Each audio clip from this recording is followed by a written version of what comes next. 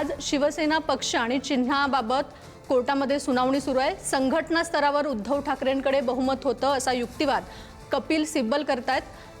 बाळासाहेब ठाकरेंच्या मृत्यूनंतर सगळी जबाबदारी उद्धव ठाकरेंकडे आली होती असाही युक्तिवाद सध्या कोर्टामध्ये सुरू आहे। तर तुमची प्रतिक्रिया? नमस्कार।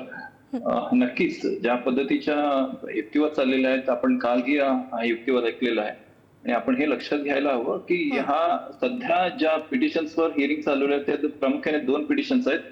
एक डिस्क्वालिफिकेशन, दुसरा पार्टी सिंबल म्हणजे पक्षाच्या चिन्हावरती। आता दोन्ही मॅटर कनेक्टेड असल्यामुळे दोन्हीवर सुनावणी चालवल्या आहेत। आता पहिला युक्तिवाद असा होता की कालच्या युक्तिवाद थोडासा आपण आढावा घेऊयात। कालचा युक्तिवाद कपिल सिब्बल साहेबांचा असा होता उद्धव ठाकरेंच्या वतीने की विधिमंडळाच्या वर हा राजकीय पक्षाचा वर्चस्व असतो की नाही। कारण आता जे अध्यक्षांनी, विधानसभाच्या अध्यक्षांनी जो निर्णय डिस्क्वालिफिकेशनच्या वर, अपात्रतेच्या वर निर्णय दिलेला आहे, तो बेसिकली त्यांनी विधिमंडळामधील मेजॉरिटी कन्सिडर करून हा निर्णय दिलेला आहे, जो की पूर्णतः चुकीचा आहे असा युक्तिवाद कपिल सिब्बल साहेबांचा कोर्टापुढे मांडण्यात आलेला आहे। त्याला दुजोरा देत न्यायालयाने असं म्हटलं की as per existing law, political party substitutes over legislative party. म्हणजेच की पॉलिटिकल पार्टीचा विधिमंडळावर हा नियंत्रण असतं। मग अशा वेळी सध्या जो विधानसभा अध्यक्षांनी जो निर्णय दिलेला आहे डिस्क्वालिफिकेशनच्या वरती, त्याच्यावर जो मूळ आधार आहे लेजिस्लेटिव्ह पार्टी मधील मेजॉरिटी कन्सिडर केला गेलेला आहे। तर त्या आधारावरती निर्णय जो दिलेला आहे तो बेसिकली इलिगली आहे असं म्हणणं कपिल सिब्बल साहेबांच्या वतीनं म्हणण्यात येत आहे। आता त्याला अनुसरून आता सध्या ही पहिल्या दिवसाची मांडणी झाली, आता यापुढची ही बेसिकली मला वाटतं आज जो आर्ग्युमेंट त्यांचा होणार आहे बेसिकली पक्षांतर्गत जी स्ट्रक्चर आहे म्हणजे इंटरनल पार्टी स्ट्रक्चर, त्याची हेरायर्की कशी आहे त्या संदर्भात आहे। मी मगाशी सुद्धा वाचत होतो, त्या संदर्भात मला थोडंसं प्रामुख्याने असं मांडावंसं वाटतं की ज्यावेळी आता मूळतः जेव्हा आपण थोडंसं विधानसभा अध्यक्षांनी दिलेल्या निर्णयाकडे आपण जर थोडंसं पाहिलं तर त्या निर्णयामध्ये डिस्क्वालिफिकेशन हे जे बेसिकली 10th शेड्यूलच्या बेसिसवरती आहे आणि त्या अगोदर सुप्रीम कोर्टाने जी सुभाष देसाईच्या केसमध्ये म्हणजे डिस्क्वालिफिकेशन चॅलेंज केलं गेलेलं होतं, त्यामध्ये सुप्रीम कोर्टाने असं सांगण्यात निर्देश दिले होते की अध्यक्षांना, विधानसभाच्या अध्यक्षांना निर्देश दिले होते की पहिल्यांदा आपण अपात्रता डिसाईड करावा किंवा याच्यामध्ये पक्षांतर झालेली आहे की नाही हे डिसाईड करायचं असेल, ठरवायचं असेल तर त्यामध्ये पहिल्यांदा खरा पक्ष कोण आहे हे तुम्ही निर्णय घ्या, यावर निर्णय तुम्ही घ्या। त्या अनुसाराने विधानसभा अध्यक्षांनी पहिल्यांदा हु इज अ रिअल पार्टी म्हणजे दोन स्प्लिट झालेले आहेत असं म्हणणं आहे। परंतु इथं महत्वाचा मुद्दा असा आहे 10th शेड्यूल मध्ये एक कलम वगळण्यात आलेला आहे जो स्प्लिट बद्दल बोलतो। तो कलम आहे शेड्यूल 10 क्लॉज 4। त्याच्या मानुसप्रमाणे काय होतो की त्याच्यामध्ये स्प्लिट हा अगोदर होता, आता तो स्प्लिट नावाचा भागच राहिलेला नाहीये। म्हणून आपण जर या अगोदरचे काही कमेंट्स किंवा प्रतिक्रिया जर जे एकनाथ शिंदे गटाकडून आपण जर पाहिलो तर त्यांच्याकडून कुठेही आम्ही वेगळे आहोत असं म्हणणं त्यांचं नाहीये। त्यांचं म्हणणं फक्त असं आहे की we are the real party, आमच्यामध्ये काही डिसेन्सी आहे। डिसेन्स म्हणजे आमच्या विरोधी भावना आहेत, जे सध्याचं नेतृत्व आहे त्याच्या विरोधी भावना आहेत, म्हणून आम्ही एकत्रित आलेलो आहोत। म्हणजे ज्या अर्थी ज्या दोन गट आहेत, आता ज्या अर्थी दोन गट म्हणतोय त्याच्यामध्ये गट आहे असं हा सिद्ध झाला तर डिस्क्वालिफिकेशन हा सिद्ध होऊ शकतो। अदरवाईज दोन गट आहेत हेच सिद्ध नाही झाला आणि मूळ पार्टी कोण आहे हेच नाही सिद्ध झालं तर डिस्क्वालिफिकेशन होऊ शकत नाही। म्हणून हा निर्णय सध्याचा जो विधानसभा अध्यक्षांनी दिलेला आहे तो निर्णय बेसिकली याच्यावर आहे। आता कमिंग टू आता सध्या ज्या आर्ग्युमेंट चाललेल्या आहेत त्या आर्ग्युमेंटवर आपण जर बोलायचं झालं तर बेसिकली दोन सिनारिओ मध्ये आर्ग्युमेंट चालवलं आहे। एक पॉलिटिकली पार्टी या युक्तिवादामध्ये आता कपिल सिब्बल युक्तिवाद करतायत, त्यामध्ये सगळ्यात एक महत्त्वाचा मुद्दा आहे की त्यांनी असं म्हटलंय की एकनाथ शिंदे पक्षामध्ये बदल करू शकत नाहीत। तर या संदर्भात नक्कीच आता त्या मुद्द्यावर जर बोलायचं झालं तर आपण जर रिस्पॉन्ड म्हणजे एकनाथ शिंदेच्याकडे बाजूची जर थोडीशी विचार करावी लागेल तर त्यांच्या म्हणण्यानुसार कसं आहे की 2018चा जो अमेंडमेंट आहे पक्षांतर कॉन्स्टिट्यूशन जो अमेंडमेंट केला गेला तो इलेक्शन कमिशनच्या रेकॉर्डवरच नाहीये। आणि जो रेकॉर्ड जेव्हा विधानसभा अध्यक्षांनी निर्णय देण्याचा वेळ आला त्यावेळी त्यांनी सुद्धा एक प्रत मागवलेली होती, इलेक्शन कमिशन कडनं मागवलेली होती. जो रेकॉर्ड जातो तो रेकॉर्ड जो आहे, जो ज्याला आपण कॉग्निट एव्हिडन्स असं कायदेशीर भाषेमध्ये बोलतो, तो जो रेकॉर्ड आहे तो 1999चा आहे. आणि त्याच्यामध्ये आता त्या दोन्ही मधला फरक काय, 2018चं कॉन्स्टिट्यूशन काय सांगतं की त्याच्यामध्ये एकूण 33 पदं होती, त्याच्यामध्ये गट नेते आणि उपगट नेते या सगळ्यांचं वर्गीकरण आहे. परंतु 19च्या कॉन्स्टिट्यूशन मध्ये फक्त आणि फक्त 21 उपनेत्यांबद्दल बोलतो. मग या दोन्ही कॉन्स्टिट्यूशन मधला खरा कॉन्स्टिट्यूशन कुठला, तर असा युक्तिवाद करण्यात आला, युक्तिवाद एकनाथ शिंदे गटाकडनं, की जो 1999 मध्ये याच्या इलेक्शन कमिशनकडे सबमिट करण्यात आलेला होता, जो की आता सध्या रेकॉर्डवर आहे. त्याच्यानंतर ज्या सबमिट केलेल्या त्या कुठल्याही रेकॉर्डवर नाहीये. आणि त्या अनुसरून कुठलाही पत्र त्यांनी दिलेला, जो अमेंडमेंटसाठीचं पत्र दिलेला आहे, तो कुठल्याही पत्रामध्ये आम्ही अमेंडमेंट करत आहोत असा कुठेही उल्लेख नाही, असा त्यांचा युक्तिवाद होता. आणि त्या अनुषंगी जर आपण बघायला गेला तर याच्यामध्ये आता कपिल सिब्बल साहेब ज्या अर्थी उद्धव ठाकरे साहेबांच्या गटाकडनं युक्तिवाद मांडतायत, त्यांनी नक्कीच 2018चा कॉन्स्टिट्यूशनचा आधार घेणारच, कारण त्या आधारावरती सध्याचा डिस्क्वालिफिकेशन प्रोसिडिंग सगळ्या पेंडिंग आहेत. आणि तो जर त्यांनी जर सिद्ध करू शकले तर डिस्क्वालिफिकेशन प्रोसिडिंग मला वाटतं त्यांच्या बाजूने होऊ शकतं. अदरवाईज ज्या अर्थी इलेक्शन कमिशनकडे फक्त आणि फक्त 1999चा कॉन्स्टिट्यूशन अवेलेबल आहे आणि 2018चा कॉन्स्टिट्यूशन अवेलेबल नाही, असा जर निष्कर्ष पुढे जर आला तर मला वाटतं रिझल्ट वेगळं असू शकतात. त्याच संदर्भात आता जो युक्तिवाद सुरू आहे, तर 2018ची जी काही ती घटना आहे ती मान्यच केली जात नाहीये असा युक्तिवाद कपिल सिब्बल करतायत. नक्कीच त्यासाठी आता त्यामुळे आपण जर परत मी तुम्हाला अध्यक्षांच्या निर्णयाकडे घेऊन जातो. त्या निर्णयामध्ये स्पष्ट असा उल्लेख आहे, त्यांनी आता दोन्हीकडे डिस्प्यूट आहे की एक पक्ष एक पार्टी अशी म्हणते, जे एकनाथ शिंदे साहेब म्हणतात की 2018चा व्हॅलिड नाहीये, दुसरी पार्टी म्हणते की 2018चाच व्हॅलिड आहे. त्या अनुषंगे तुम्हा दोघांचंच नको, आम्ही व्हॅलिड कुठला आहे हे इलेक्शन कमिशन निर्णय घेऊ द्या. मग त्या संदर्भात आम्ही त्यांच्याकडनं कॉपी मागून घेतल्या, जे रेकॉर्ड मध्ये आहे सध्या इलेक्शन कमिशनकडे. मतलब प्रॉबेबली असं असतं की जे सरकारी दप्तरीमध्ये एखादा कॉन्स्टिट्यूशन असतो, एखादा डॉक्युमेंट असतो, तो त्याला आपण ग्राह्य धरतो न्यायालयाच्या कक्षेमध्ये, तो त्याला कॉग्निट एव्हिडन्स म्हणून ग्राह्य धरत असतो. त्या अनुषंगे त्यांनी जेव्हा मागवण्यात आला, त्यांच्याकडे फक्त आणि फक्त 1999चा कॉन्स्टिट्यूशन अवेलेबल होता. पॉइंट टू बी नोटेड, 1999चा कॉन्स्टिट्यूशन त्यांच्याकडे अवेलेबल आहे आणि तोच कॉपी त्यांनी अध्यक्षांकडे पुरवली गेली. आणि त्या पुरवलेल्या कॉपीच्या आधारे, कॉन्स्टिट्यूशनच्या आधारे सध्याचा तो निर्णय त्यांचा विसंबून आहे आणि त्या बेसिसवर त्यांनी जो निर्णय दिलेला आहे. असा एखादा वेळा युक्तिवाद एकनाथ शिंदे गटाकडनं असू शकतो. परंतु सध्या ज्या मुद्द्यांवर कपिल सिब्बल साहेब बोलत आहेत तो 2018चा मुद्दा आहे. आता हे आपण पाहायला खूप गरजेचं आहे किंवा उत्सुकता असेल की 2018चाच कॉन्स्टिट्यूशन मधील अमेंडमेंट किंवा जी दुरुस्ती आपण मराठीमध्ये बोलतो, ती कशी योग्य आणि लिगली व्हॅलिड आहे, हे कोर्टापुढे कसे ते सिद्ध करू शकतील हे आपल्याला पाहावं लागेल. महत्वाची तर ठाकरेंचे वकील कपिल सिब्बल यांच्याकडून युक्तिवाद सध्या सुरू आहे. आपल्यासोबत वकील मंजुनाथ कक्कलमेली जोडले गेलेले आहेत. तर सध्या राजकीय पक्ष आणि विधिमंडळ पक्षाबाबत सिब्बल आपली बाजू मांडतायत. सारखंच आपण युक्तिवाद असतो तो त्यांचा रोख आहे.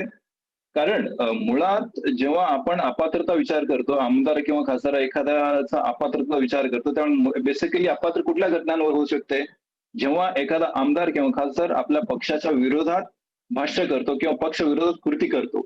मग पक्ष विरोधात कृती करत असताना मुळात आता ही जी घटना आहे, शिवसेना संदर्भातली जी घटना आहे, ही देशात न भूतो न भविष्यती या प्रकारची घटना आहे. कारण या प्रकारचा घटना ह्या अगोदरही कधी घडलेला नव्हता आणि जर घडलेला असेल तर एखादा दुसरा आमदार पक्ष सोडून गेला आणि त्याच्या विरोधात एखाद्या पक्षाने कारवाई केली आणि तो कारवाई ग्राह्य होऊ शकत असता. परंतु इथे एखाद्या पक्षाच्या साधारणपणे 39 आमदार एकीकडे जातात आणि त्याच्यामधून बहुमत कोणाकडे आहे हे सिद्ध होणं अपेक्षित असल्यामुळे आता सध्या मग मुद्दा जो आहे त्याच्यामध्ये की पॉलिटिकल पार्टी मधला जो बहुमत तो पाहावा की लेजिस्लेटिव्ह, ज्याला विधिमंडळ असं म्हणतो, त्याच्यामधला जो बहुमत आहे तो ग्राह्य धरावा.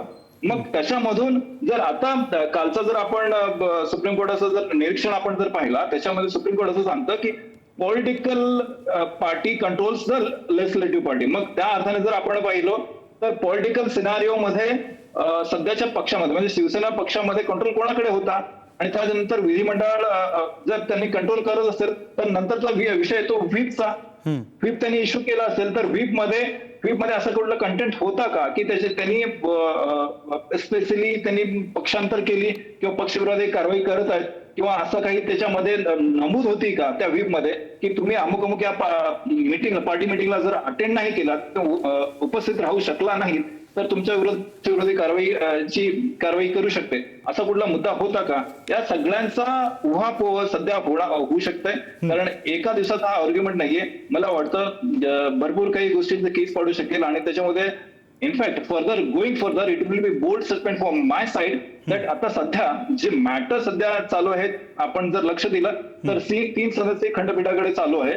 आय बिलीव्ह सध्या अगोदरचा निर्णय जर आपण जर पाहिलो, हा सुप्रीम कोर्टाने दिलेला हा 5 सदस्यीय खंडपीठाकडे कडून दिलेला निर्णय आहे, आणि त्यानंतर विधानसभा अध्यक्षांकडे निर्णय झाला, त्याच्यानंतर विधानसभा अध्यक्षांनी दिलेल्या निर्णयाला सध्या हा आपण चॅलेंज दिलेला हा पाहतो. तर त्या अनुसरून मला वाटतं 3 सदस्यीय खंडपीठाकडून परत हा एखादा वेळा मॅटर 5 सदस्यीय खंडपीठाकडे वर्ग होण्याची दाट शक्यता मला या सगळ्या ह्याच्यावरून वाटतं. का? कारण याच्यामध्ये फक्त पॉलिटिकल सिनारिओ नाही, ह्याच्यामध्ये कॉन्स्टिट्युशनल व्हॅलिडिटी सुद्धा आहे. त्याच्यामध्ये कपिल सिब्बल साहेबांनी आपण जर लक्ष देऊन ऐकलं असेल किंवा पाहिलं असेल तर एक युक्तिवाद त्यांनी केला की basic structure of constitution violate होतोय.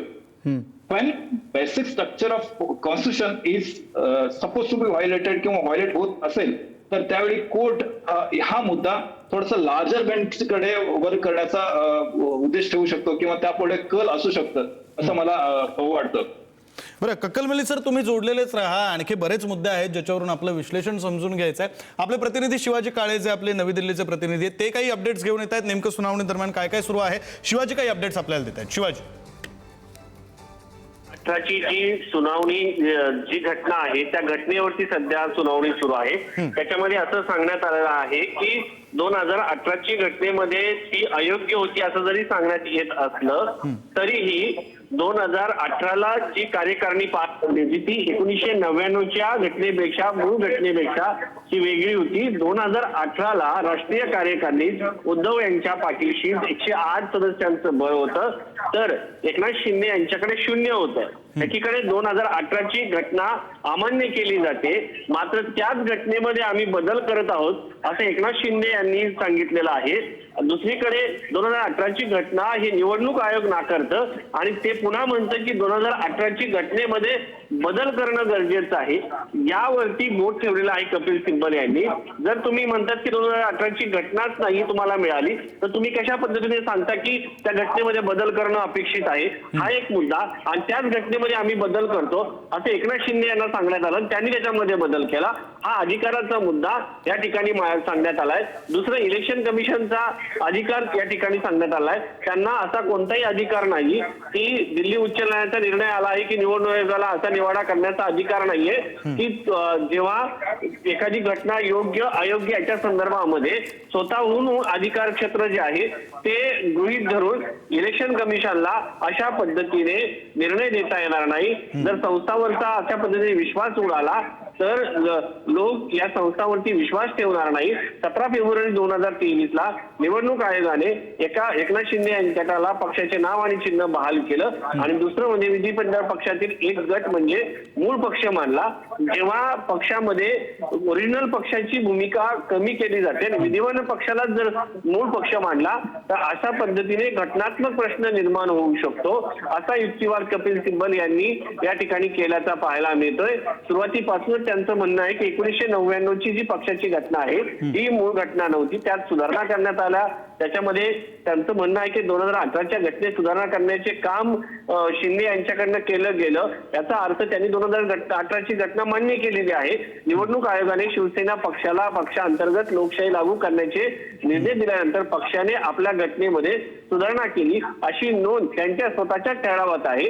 म्हणजे जी सुधारणा केलेली आहे घटनेमध्ये हे 2018 2018ची सुधारणा आहे असं या ठिकाणी सांगितलं जात आहे. म्हणजे एकीकडे म्हणायचं की 2018ची घटना जे एकनाथ शिंदे हे म्हणतायत की 2018ची ही जी सुधारणा करण्यात आली होती घटनात्मक ती अयोग्य आहे आणि पुन्हा असं म्हटलं गेलंय की 2018च्या याच्यामध्येच आम्ही सुधारणा करत आहोत. हे कुठेतरी कायद्याला किंवा तर्काला धरून नाही असं म्हटलं जातं. आणि पुढे त्याच्यामध्ये असं म्हटलं की बाळासाहेब ठाकरे यांच्या निधनानंतर पक्षाच्या नेतृत्वाने 2018 मध्ये पुन्हा एकदा घटनेत सुधारणा केली.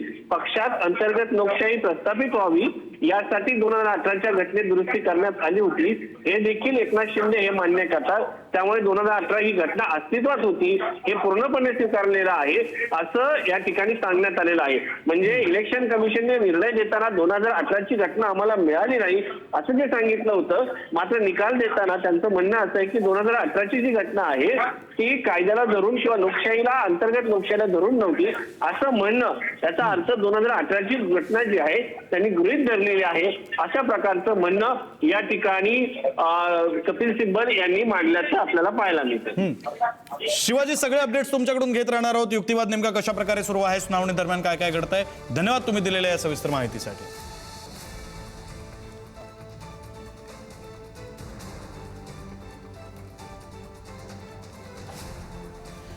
आपल्याला या सगळ्या घडामोडींबद्दल बोलायचं आहे. या संदर्भात बोलण्यासाठी आपल्यासोबत ॲडव्होकेट मंजुनाथ कक्कलमेली सर आहेतच आणि आता आपल्यासोबत पुढारी न्यूजचे output editor Sandeep Ramdasi sir सुद्धा जोडले गेलेले आहेत. मी संदीप सरांकडे जातो.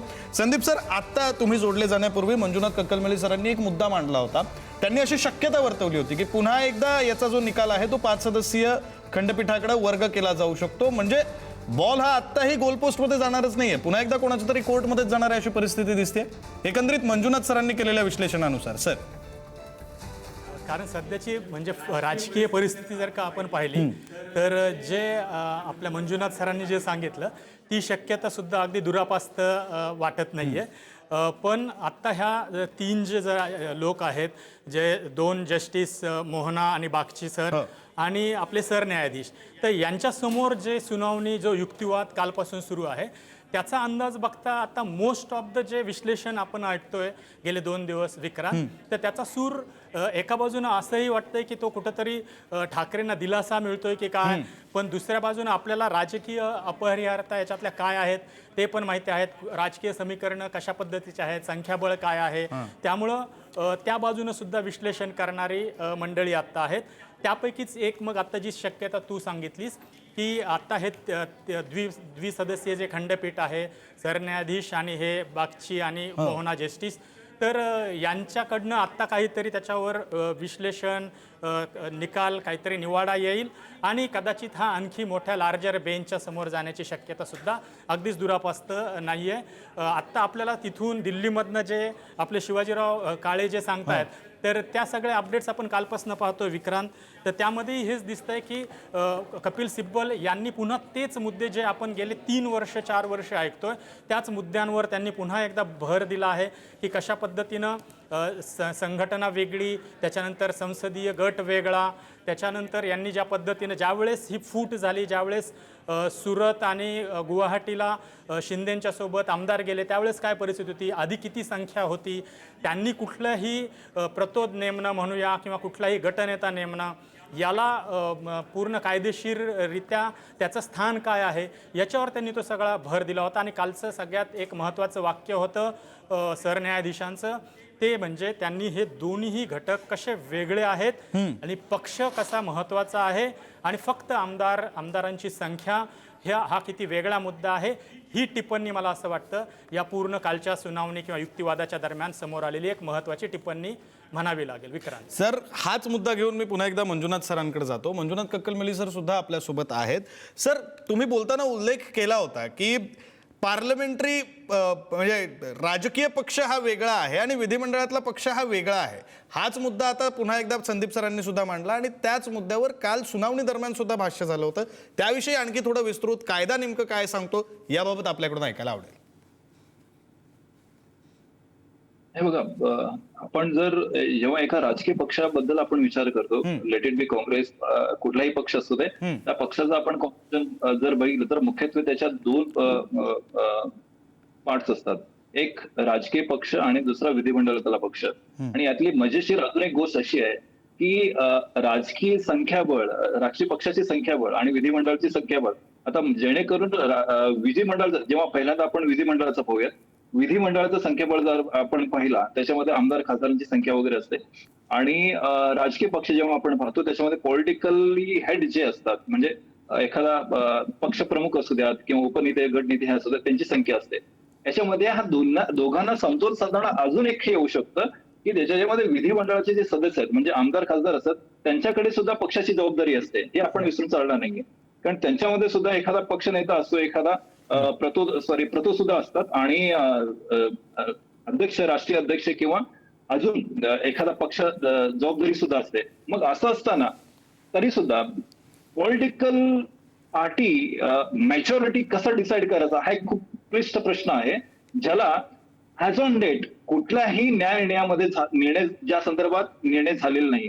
सादिक अली केस आहे, सादिक अली वर्सेस युनियनचा केस आहे, तो प्रॉबेबली हा पक्षाचा चिन्हाबद्दल आहे आणि त्यावरती निर्णय देत असताना निवडणूक आयोगाने निर्णय दिला होता की त्याच्यामध्ये जो मेजॉरिटरी ओपिनियन आहे त्या संदर्भात फेवर करत त्यांनी निर्णय दिला होता. त्याच्यामध्ये स्ट्रेंथ आणि पॉलिटिकल पार्टी या दोन्हीचा विचार करून तो निर्णय दिला होता. बट ऍज ऑफ नाउ इथे खूप मोठा एक गुंतागुंत अशी वाढलेली आहे की विधिमंडळातील नेते आणि विधिमंडळाचा संख्याबळ आणि पॉलिटिकल संख्याबळ या दोन्हीची सांगड घालता कुठलाही ऍज ऑन डेट न्यायालयापुढे असा आलेला नाहीये की हा अगोदर या प्रकारच्या केसेसमध्ये त्यांनी निर्णय दिलेला आहे. नंबर 1. त्याच्यानंतर आता 2 नंबरला आपण जर विचार केला तर 2 नंबर विचार करत असताना पॉलिटिकल पार्टीची जी स्ट्रेंथ आहे किंवा जसं स्ट्रक्चर आहे आपण जर निर्णय देत असताना त्याबद्दल विचार करत असताना विधिमंडळ मधील संख्याबळाचा तुम्हाला विसर करता येत नाही. का? कारण विधिमंडळातील काही आमदार खासदार जे काही आहेत त्याच्यापैकी कोणी ना कोणी याच्यामधला एक नेतेपद जबाबदारी सुद्धा असते. मग अशी जबाबदारी काउंट करत असताना मेजॉरिटी आपण जर काउंट करत असू, पॉलिटिकल पार्टी मधला जो संख्याबळ आहे त्याच्यामध्ये सुद्धा जे विधिमंडळातले आमदार खासदार आहेत ज्यांच्याकडे ही जबाबदारी दिलेली आहे त्यांचेही संख्याबळ याच्यामध्ये विचार करावा की त्याला वगळून त्यांनी विचार करावा, हाही एक महत्वाचा प्रश्न ह्या पुढे येऊ शकतो. का? कारण जबाबदारी ही पॉलिटिकल पार्टी असल्यामुळे फक्त आमदार आमदार किंवा मंत्री, आमदार बघून मंत्री झाले म्हणून फक्त मंत्री जबाबदारी नसते, पक्षाचीही इतर जबाबदारी त्यांच्याकडे असते. मग त्यांच्यासाठी काउंट कसे करावा, त्यांचा अकाउंट राजकीय पक्षाच्या नेतृत्वाखाली करावा की विधिमंडळाच्या नेतृत्वाखाली करावा, मग हाही एक महत्वाचा प्रश्न आहे. मला वाटतं येणाऱ्या काही दिवसांमध्ये किंवा या सध्याचा जो प्रलंबित केस आहे शिवसेनेचा वर्सेस शिवसेनेमध्ये मला वाटतं मोस्टली कोर्टाला याबद्दल ओपिनियन मांडावंच लागेल आणि याच्याबद्दल कुठे ना कुठे एक निर्णय कॉन्क्रीट निर्णय द्यावी लागेल असं मला वाटतं.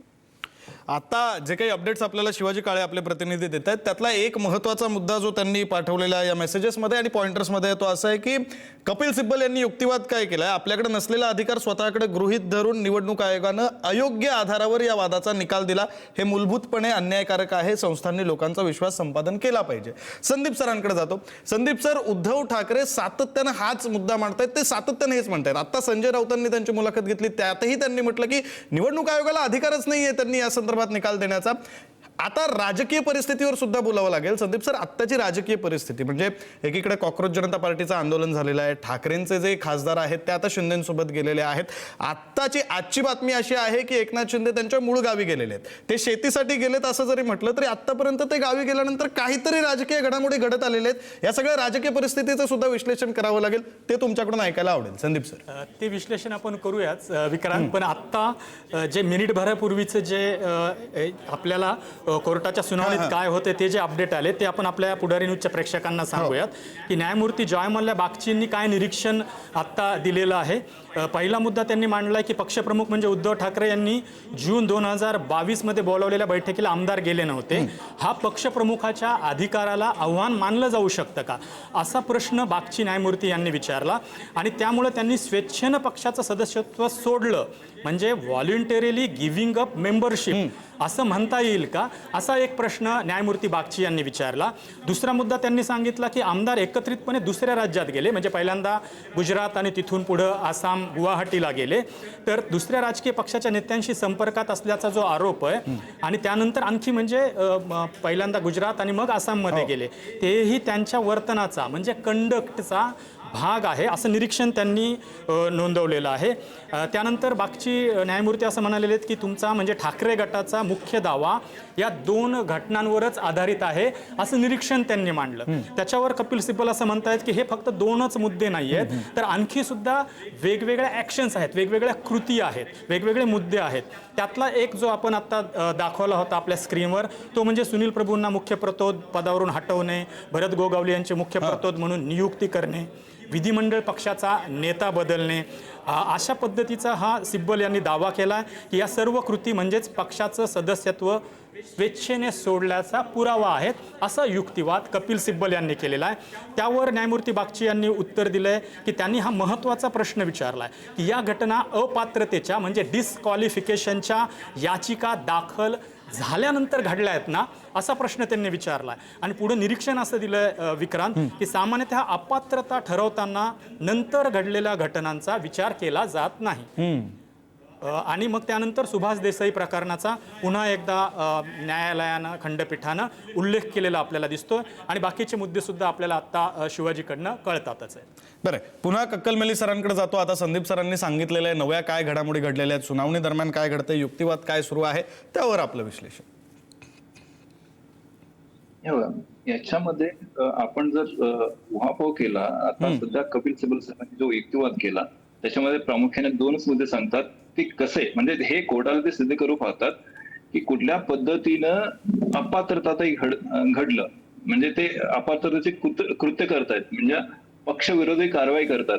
आता ते सिद्ध करू पाहतात. बिकॉज प्रायमरी जो फाउंडेशन कुठल्याही केसचा असतो की त्यांच्यावर जे अलिगेशन्स आम्ही केलेले आहेत ते त्यांना सिद्ध करायचं असतं. त्या दृष्टिकोनातून त्याने आता जे ग्राउंड्स मेन्शन करीत आहेत की त्यांनी गुवाहाटी पहिले सुरतला गेले, सुरतवरून गुवाहाटीला गेले, ह्या सगळ्या कृती हे ज्या पक्षविरोधी आहेत हे दाखवू पाहतात.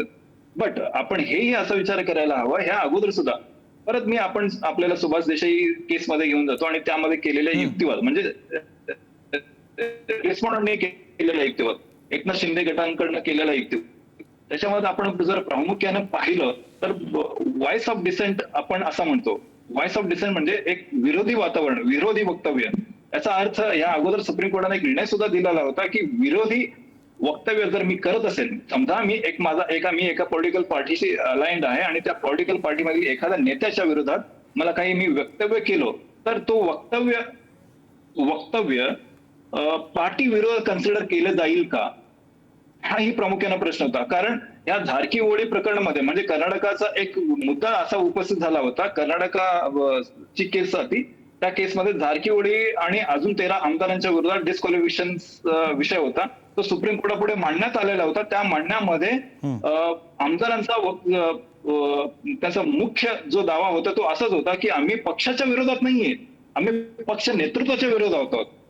याचाच अर्थ आम्ही पक्षविरोधी कुठलीही कारवाई केलेली नाहीये, आम्ही कुठलीही घटना किंवा कुठलीही कृती अशी पक्षविरोधात केलेली नाहीये आणि फक्त पक्षाचा जो नेतृत्व आहे त्याच्या विरोधात असलेला आमचा असंतोष, त्याच्या विरुद्ध असलेला आमचा डिस्टन्स आहे, त्यामुळं फक्त आणि फक्त त्याच्यावरून आम्ही अपात्र ठरू शकत नाही. हा युक्तिवाद इनफॅक्ट तसं खरं तर हा युक्तिवाद सुप्रीम कोर्टाने ग्राह्य धरला आणि त्यांच्या विरोधात असलेला अपात्रता हा रद्द केलेला आहे. हे आपण विसरून चालणार नाही आणि याचाच मूळ अभ्यास करून मुळात ह्या ज्या काही सगळ्या घटना घडलेल्या आहेत, मला वाटतं ह्या पूर्व घटना पहिल्यांदा ह्याची पूर्ण तयारी झालेली होती की मी कुठल्या पद्धतीने वक्तव्य करणार, मी पक्षाविरोध काही बोलणार नाही, पक्ष नेतृत्वाविरोध बोलू शकते. पॉईंट टू बी नोटेड, याच्यावर आपण थोडासा आग्रह धरायला पाहिजे की मी पक्षविरोधी काही बोलत नाहीये, मी पक्ष नेतृत्वावर बोलतोय. पक्ष नेतृत्वावर बोललो तर मी अपात्र होऊ शकत नाही, पक्षाच्या विरोधात जर बोलले तर मी होणार. म्हणून आजपर्यंत त्यांनी जे स्टेटमेंट केलेले होते, जर आपण 2019 स्टेटमेंट त्या काळात जर त्याच्यामधला कुठल्याही स्टेटमेंट मध्ये ते असं म्हणत नाही की आम्ही शिवसेना विरोधात बोलतोय, त्यांनी फक्त आणि फक्त टार्गेट केले होते ते ठाकरेजींना.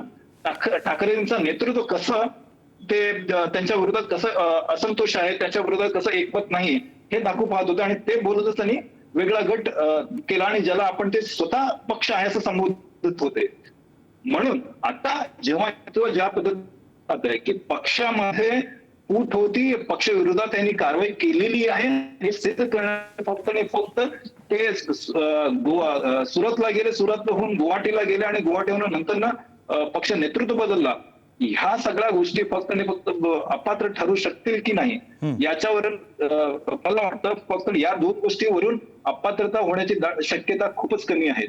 आणि त्यामुळं पक्षविरोधी कारवाई, ज्याच्यामुळे पक्षविरोधी कारवाई म्हणजे नेमकं काय की समजा मी भाजपाचा आहे, मी जाऊन काँग्रेसच्या सभेला अटेंड करतो, काँग्रेसच्या सभेमध्ये भाजपाच्या विरोधात घोषणा करतो, भाजपाच्या नीती विरोधात किंवा भाजपाच्या कृती विरोधात मी काहीतरी वक्तव्य करतो, तो पक्षविरोधी कारवाई होऊ शकतो. परंतु ज्या अर्थी मी भाजपाचा आहे, भाजपाच्या नेतृत्वाबद्दल मी जर बोलत असेल किंवा काँग्रेसचा आहे, काँग्रेसच्या नेतृत्वाबद्दल जर बोलत असेल, ती कधीही अपात्रतेकडे वर्ग करू शकत नाही. मग असल्या या दोन सिच्युएशन मध्ये सध्या दोन्ही पक्षाकडून काय युक्तिवाद होऊ शकतं किंवा आता ज्या पद्धतीने कपिल सिब्बल साहेब युक्तिवाद मांडत आहेत त्याला काउंटर काय पुढे आहे. आता ही प्रायमरी युक्तिवाद ही फक्त आणि फक्त कपिल सिब्बल साहेबांची आपण ऐकतोय.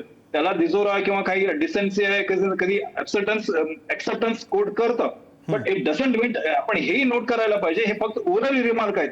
It doesn't mean orally remark हे जोपर्यंत लेखीमध्ये येत नाही, की जोपर्यंत रिटर्न ऑर्डर मध्ये येत नाही तोपर्यंत त्याला इतकंसं वेटेज नसतो जितका रिटर्न मध्ये आर्ग्युमेंट्सला किंवा रिटर्न ऑर्डर्सला असतो. बट बाय द टाइम आता जे युक्तिवाद चाललाय हा फक्त एका बाजूने चाललेला आहे. जेव्हा आपण दुसऱ्या बाजूची युक्तिवाद ऐकू त्यावेळी या पद्धतीला जास्त पद्धतीने आपण, मला वाटतं, थोडंसं विश्लेषण आपण करू शकू. बरं, पुन्हा एकदा संदीप सरांकडे जातो. संदीप सर, आता हे सगळं विश्लेषण आपण ऐकतोय, नवनवे मुद्दे आपल्यापर्यंत पोहोचतायत, तुमच्याकडेही काही नवे मुद्दे पोहोचत असतील तर ते मुद्देही ऐकून घ्यायला आवडतील आणि पुन्हा राजकीय विश्लेषण ऐकायचं सर राजकीय परिस्थितीचं. येस, आत्ता जे आपण गेल्या काही 10-15 मिनिटं जी चर्चा झालेली आहे आणि जे विश्लेषण, जे निरीक्षण तिथं मांडलेलं आहेत त्याच्यातनं काय संकेत मिळतात हे फक्त आपण थोडक्यात जाणून घ्यायचा प्रयत्न करूया. आपल्या ॲडव्होकेट मंजुनाथ यांनी तर सांगितलेलं आहेच आहेत. तर आजच्या सुनावणीतनं आत्तापर्यंत जे काही संकेत मिळाले त्यातले 3 महत्त्वाचे मुद्दे विक्रांत असे आहेत की न्यायालय हे वर्तनावरून म्हणजे कंडक्टवरून सदस्यत्व स्वेच्छेनं सोडलं का यावर विशेष लक्ष न्यायालयानं केंद्रित केलेलं आपल्याला दिसलं. त्याच्यानंतर याचिका दाखल झाल्यानंतरच्या घटनांचा वापर पुरावा म्हणून करता येईल का याबद्दल न्यायालयाच्या मनात साशंक दिसलं न्यायालय. त्यानंतर या सगळ्या गोष्टींमुळं आता वादाचा केंद्रबिंदू म्हणजे जो कपिल सिब्बलांनी पण सांगायचा प्रयत्न केला तो 23 जून पूर्वी आणि 2 जुलैपूर्वी म्हणजे 23 जून 2 जुलैच्या आधीचा जो काळ आहे त्या आमदारांच्या कृतींवर येताना आपल्याला दिसतोय. असं आपल्याला गेल्या काही काळात गेल्या 10-15 मिनिटात जे तिथं युक्तिवाद सुरू होता आणि जे निरीक्षण न्यायमूर्ती नोंदवत होते त्याच्यावरनं हे आपल्याला निष्कर्ष थोडक्यात काढता येईल. त्यानंतर आणखी जयमल्ला बागची यांचं जे निरीक्षण आहे त्यात ते म्हणाले होते की अपात्रतेचा म्हणजे डिस्क्वालिफिकेशनचा निर्णय झाल्यानंतर आणि नवीन विधानसभा अस्तित्वात आल्यानंतर पक्ष चिन्हाचा म्हणजे सिम्बॉलचा वाद हा दुय्यम ठरू शकतो. जे की आपण होताना पाहिलेलं आहे की बऱ्याचदा असं होतं की अपात्रता एखाद्या आमदाराची किंवा याच्या आधी अशा काही केसेस आहेत ती घोषणा तो इतकी लांबते तो खटला की तो माणूस त्याची पूर्ण टर्म त्यांनी पूर्ण सुद्धा केलेली असते. या केसमध्ये सुद्धा आपल्याला पूर्ण आमदार असतील, सरकार असेल ते पूर्ण झाले, त्याच्यानंतरची 24चे निकाल पण आपण लागलेला पाहिला, नवीन सरकार पण अस्तित्वात आलंय, आता मंत्री वगैरे पण आपण झालेले पाहतोय विक्रांत. तर त्याचा कुठंतरी एक दुय्यम तो मुद्दा कसा ठरतो हे निरीक्षण न्यायमूर्तींनी नोंदवलंय. त्यानंतर सभापती म्हणजे स्पीकर आणि हे विधानसभा अध्यक्ष अपात्रता ठरवताना एक वेगळी कायदेशीर चाचणी टेस्ट वापरतात आणि निवडणूक आयोग म्हणजे इलेक्शन कमिशन ज्याच्याबद्दल खूप तीव्र आक्षेप हे ठाकरे गटाकडनं कपिल सिब्बल यांच्याकडनं नोंदवण्यात आले. तर तिथं पक्षचिन्हाचा वाद सोडवताना दुसरी वेगळी चाचणी, वेगळा निकष वापरला जातो असं सुद्धा निरीक्षण त्यांनी व्यक्त केलेलं आहे. अपात्रतेसाठी काय तपासले जाते असं म्हणाले ते, तर त्यांनी पहिल्यांदा संबंधित आमदारांना आपल्या वर्तनातून किंवा इतर कृतीतून राजकीय पक्षाचं सदस्यत्व स्वेच्छेनं सोडलं आहे का हा अपात्रतेचा मुख्य प्रश्न आहे. हे त्यांनी न्यायमूर्ती बागची यांनी तिथं विचारला. महत्त्वाचं निरीक्षण त्यांनी आणखी एक घटनापीठाच्या निर्णयाचा संदर्भ देताना त्यांनी असं सांगितलं की विधिमंडळ पक्ष म्हणजे लेजिस्लेचर पार्टी सोडणं म्हणजेच आपोआप राजकीय पक्षाचं म्हणजे पॉलिटिकल पार्टीचं सदस्यत्व संपलं असं नाही. या सगळ्या गोष्टींवर आता बॅक अँड फोर्थ म्हणजे युक्तिवाद जो सुरू होता 10-15 मिनिटापूर्वीचा तो याच्यावरच होता. म्हणजे विधिमंडळ पक्षातील बदल आणि मूळ राजकीय पक्षाशी असलेलं नातं हे एकच समजता येणार नाही. इथपर्यंतचा चर्चा किंवा इथपर्यंतचं निरीक्षण नोंदवलेलं आपल्याला पाहायला मिळतंय. त्याच्यानंतर दोन्हीमध्ये कुठल्या 2 गोष्टी त्यांनी सांगितल्यात. अगेन अपात्रता म्हणजे स्पीकरनं विधानसभा अध्यक्षांनी ठरवलेली आणि पक्ष चिन्हाचा वाद जो निवडणूक आयोगाकडं म्हणजेच इलेक्शन कमिशनकडं होतं. या 2 स्वतंत्र कायदेशीर प्रक्रिया आहेत. त्याच्यानंतर या दोन्हीमध्ये काही समान तथ्य असू शकतात पण बेसिकली हे 2 वेगवेगळे मुद्दे असल्याचं त्यांनी सांगितलंय. या निर्णयाचे निकष म्हणजे टेस्ट्स या पूर्णपणे वेगळ्या असल्याचं मत न्यायमूर्तींनी मांडलेलं आहे. त्यामुळे निवडणूक आयोगानं दिलेला निर्णय हा अपात्रतेच्या प्रश्नाचा आपोआप निकाल ठरत नाही आणि सभापतीला अपात्रतेसाठी स्वतंत्रपणे तपास करावा लागतो. हे आत्ताच्या निरीक्षण आणि कपिल सिब्बल यांनी केलेले युक्तिवाद याच्यातनं या काही गोष्टी समोर आल्याचं आपल्याला पाहायला मिळतं. विक्रांत, आता सर तुम्ही पुन्हा हे जे काही मुद्दे मांडलेले आहेत, ज्या काही अपडेट्स तुम्ही पोहोचवलेले आहेत, पुन्हा एकदा कक्कल मिली सरांकडे जातो. कायद्याच्या अनुषंगाने त्यांचं विश्लेषण ऐकून घेऊया सर. येस, आपण आता जे उल्लेख केले प्रतोद हा प्रश्न त्याबद्दल बोलतायत. कारण प्रतोद आता मुळात आपण पॉलिटिकल फ्रंटचा विचार केला तर आता पार्टीचा याच्यामध्ये खूप महत्वाचा इश्यू हा आहे. मुळात पार्टीची घटना पक्षाची घटना काय सांगते, घटना आणि कुठल्या जेव्हा ह्या सगळ्या घडामोडी घडल्या त्यावेळी पक्षाची घटना कुठली अस्तित्वात होती. अस्तित्वात असणं म्हणजे निवडणूक आयोगाकडे कुठला कॉपी अवेलेबल होता. म्हणजे 1999चा 2018चा या दोन्हीपैकी कुठली कॉपी रेकॉर्डवर आयोगाकडे होता. जर या 2 गोष्टी मधला फरक आपण जाणू शकलो किंवा कोर्टापुढे ह्या 2 गोष्टी मला वाटतं कपिल सिब्बल साहेबांकडनं प्रूव्ह करू शकले. लेट अस अज्यूम 1999 मधला सिनारिओ काय असेल आणि 2018चा सिनारिओ. कारण मला आता मुद्दा याकडे का वळवून घेतोय का, कारण हा सध्या पूर्ण घटना जी बेस्ड आहे it is totally based on constitution of the party. म्हणजे पक्षाची जी घटना आहे त्या घटनावर अवलंबून आहे. कारण पक्षामध्ये स्प्लिट आहे की नाही, अदरवाईज पक्षामध्ये स्प्लिट झाली असेल तर कुठल्या पद्धतीने झाली आणि पॉलिटिकल पार्टी काय म्हणजे राजकीय पक्ष काय आणि विधिमंडळ पक्ष कुठला याच्यामधील फरक आपल्याला जर जाणून घ्यायचा असेल त्यासाठी पक्षाची घटना काय सांगते, पक्षाची घटना या सगळ्या घटना घडत असताना कुठली अवेलेबल होती 1999ची की 18ची. मग ह्या जर आपण डिसाईड करू शकलो, मला वाटतं जेव्हा अध्यक्षांकडे हा प्रकरण चाललेला होता त्या सगळ्या गोष्टीचा उहापोह करण्यात आलेला होता त्याही वेळी, तर ज्या अर्थी त्यावेळी असं ग्राह्य धरण्यात आलं की 1999चा जो घटना आहे तोच योग्य आहे आणि तो एकच कॉपी इलेक्शन कमिशनकडे अवेलेबल होता. बट त्याच्यावर अलिगेशन हे सध्या कपिल सिब्बल साहेब करतात आणि ऑब्व्हियसली त्यांना करावीच लागेल. कारण सध्या अपात्रता ही जी गोष्ट आहे, जे 39 आमदार सोडून गेलेले होते यांच्या विरुद्ध अपात्रता सिद्ध करावी म्हटलं तर ओरिजिनल पार्टी कोण आहे हे सिद्ध करावं लागेल आणि म्हणून ओरिजिनल पार्टी सिद्ध करायचं ना. फक्त आता एक जे अपडेट आपल्या शिवाजीनं पाठवलेलं आहे ते फक्त आपण पुढारी न्यूजच्या प्रेक्षकांना सांगूयात आणि पुन्हा आपण तुमच्या विश्लेषणाकडे येऊयात की सिब्बल असं म्हणालेले आहेत की शिंदे यांचं सरकार बनायलाच नको होतं आणि आमदार अपात्र व्हायला हवे होते.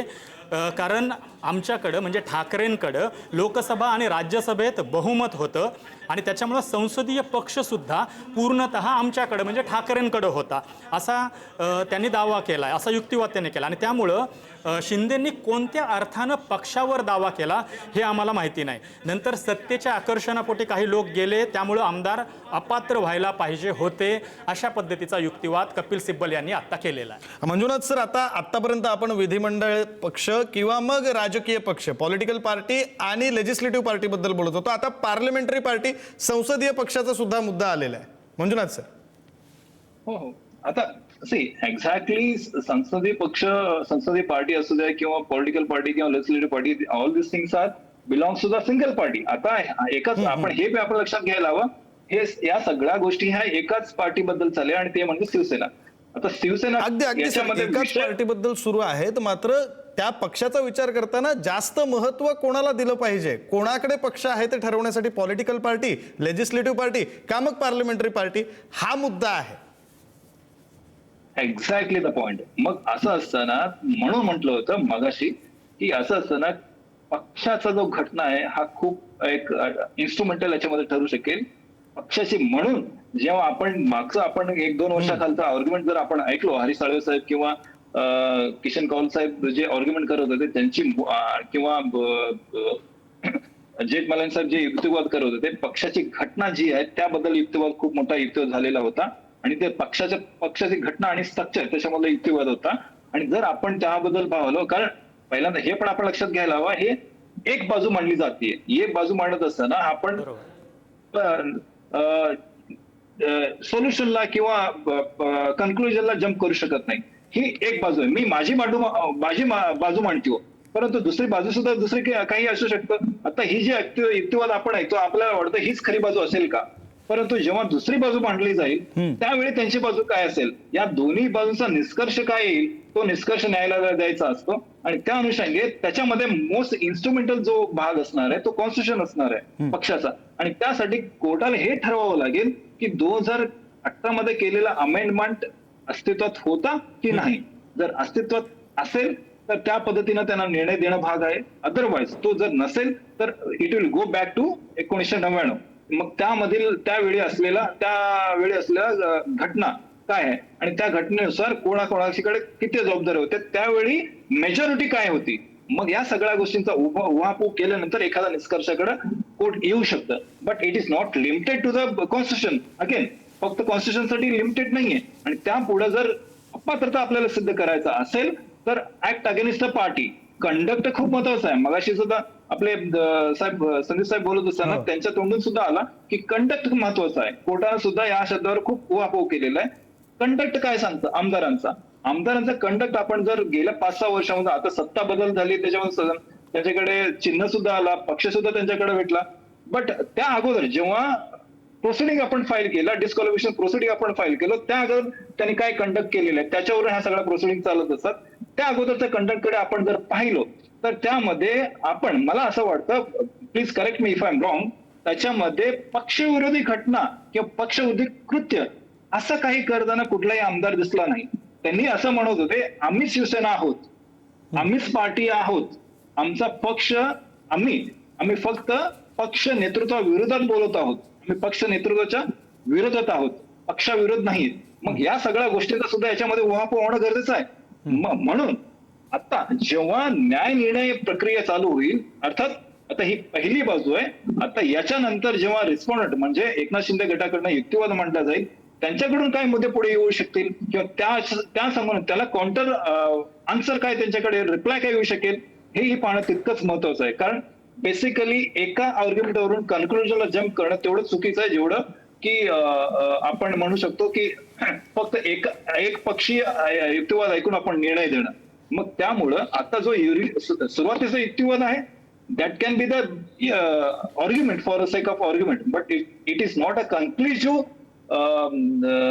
conclusive report म्हणा, otherwise argument म्हणा, otherwise निरीक्षण म्हणा, असं होऊ शकत नाही. आणि म्हणून सध्या जे कपिल सिब्बल सांगतायत की वेगवेगळ्या पैलूंवर त्यांना हायलाईट करायचं, त्या हायलाईट करत असताना मला वाटतं नॉट ओनली पॉलिटिकल पार्टी, विधिमंडळ पक्ष, संसदीय पक्ष, पक्षाची घटना आणि त्यासोबतच अपात्रता कशी घडली, त्यांचा कंडक्ट काय, त्यासोबत अजून एक प्रतोद काय म्हणतं, कुठला प्रतोद खरा, हा ठराव महत्वाचा. मग या सगळ्या घटनाचा उहापोह करण्यासाठी पहिल्यांदा यांना डिसाईड करावं लागेल रिअल शिवसेना कुठली आहे, who is the real Shiv Sena.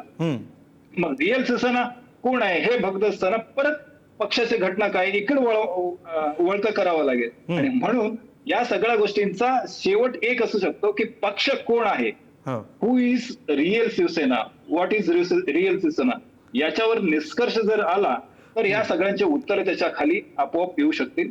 आणि मला वाटतं खरं आहे सर, आणि याच प्रश्नाचं उत्तर न्यायालयाकडून येणं अपेक्षित आहे. त्या संदर्भातली सुनावणी सुरू आहे. सुनावणीतले काही अपडेट पुन्हा संदीप सरांकडून आपल्याला घ्यायचे आहेत. संदीप सर, गेल्या 5 मिनिटातले विक्रांत कपिल सिब्बल यांनी नेमका काय युक्तिवाद केला, त्यातले महत्त्वाचे मुद्दे फक्त आपण पुढारी न्यूजच्या प्रेक्षकांना सांगूयात.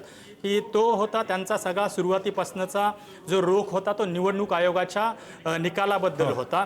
तर त्याच्यावरच भर देताना ते सांगतात की 2018च्या पक्ष घटनेचा पार्टी कॉन्स्टिट्यूशनचा मुद्दा निवडणूक आयोगानं 2018च्या शिवसेना पक्ष घटनेचा उल्लेख केला, पण त्यालाच नंतर नाकारलं. सिब्बल असं म्हणाले की आम्ही दोन्ही गटांपैकी कोणीही आयोगासमोर ही घटना स्वतंत्रपणे मांडली नव्हती, मग आयोगाला ती कुठून मिळाली असा प्रश्न त्यांनी विचारला. कलम 29A म्हणजे रिप्रेझेंटेशन ऑफ द पीपल ॲक्टचा त्यांनी उल्लेख केला.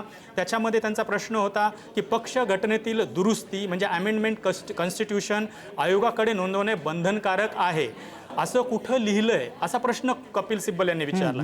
त्यांनी सांगितलं की आम्ही आयोगाला दुरुस्तीची माहितीपत्राद्वारे दिली होती आणि 2018ची घटना जोडली होती, आयोग ते नाकारत आहे. पण त्यांचा मुख्य मुद्दा असा होता की अशी नोंद करणं कायद्यानं अनिवार्यच नाही. निवडणूक आयोगानं संघटनात्मक पक्षाकडे म्हणजे ऑर्गनायझेशनल विंगकडे दुर्लक्ष केलं असा आरोप त्यांनी केला. आयोगानं पक्षाच्या संघटनात्मक रचनेला योग्य महत्त्व दिलं नाही. आपल्याला माहिती आहे की आयोगानं फक्त यांच्याकडं इतके आमदार आहेत, 2/3 पेक्षा जास्त जी गरजेचे होते तितके आमदार आहेत, त्यामुळं पक्ष यांचा आहे किंवा चिन्ह यांना मिळाल अशा पद्धतीचा निर्णय दिला होता. हे आपल्याला माहिती आहे 2022 साली. तर त्यामुळं त्याच्यावर यांनी आक्षेप घेतला आहे. सरकार स्थापन करण्यावर त्यांनी टीका केली आहे की अपात्रतेचा प्रश्न प्रलंबित असताना सरकार स्थापन व्हायला नको होतं अशा पद्धतीचा टिप्पणी त्यांनी केली आहे. सत्तेचा प्रभाव एक उपरोधिक एक टीका टिप्पणी सुद्धा त्यांनी केली आहे विक्रांत, की सत्ता ही चुंबकासारखी असते, तिच्याकडे अनेक लोक आकर्षित होतात अशी मॅग्नेट सारखी त्यांनी उपमा दिलेली आहे. आणि त्याचा संदर्भ होता की 31 आमदार होते, नंतर ते 39 झाले. हे सांगताना त्यांनी ही सत्ता कशी चुंबकासारखी असते याची एक वाक्य त्यांनी अशा पद्धतीची टिप्पणी त्यांनी केली. सत्ता मिळाल्यानंतर आमदारांचा पाठिंबा वाढत जातो, त्यामुळं अपात्रतेचा निर्णय विलंबित ठेवणे चुकीचे ठरू शकते अशा पद्धतीचा युक्तिवाद त्यांनी केला. आणि सगळ्यात महत्त्वाचा की अपात्रतेच्या विलंबावरचा त्यांचा आक्षेप होता की त्या एका चुकीमुळं योग्य वेळी दुसऱ्या प्रकरणात या मुद्द्यावरही आपण सविस्तर युक्तिवाद करू असं म्हणत त्यांनी या मुद्द्यापुरताचा शेवट केला होता. आणि याचा पुन्हा एकदा गाभा आपण पुन्हा आपल्या प्रेक्षकांना सांगूया की 2018च्या शिवसेना पक्ष घटनेबाबत निवडणूक आयोगाची भूमिका कायदेशीरदृष्ट्या चुकीची होती असं सिब्बल म्हणतात.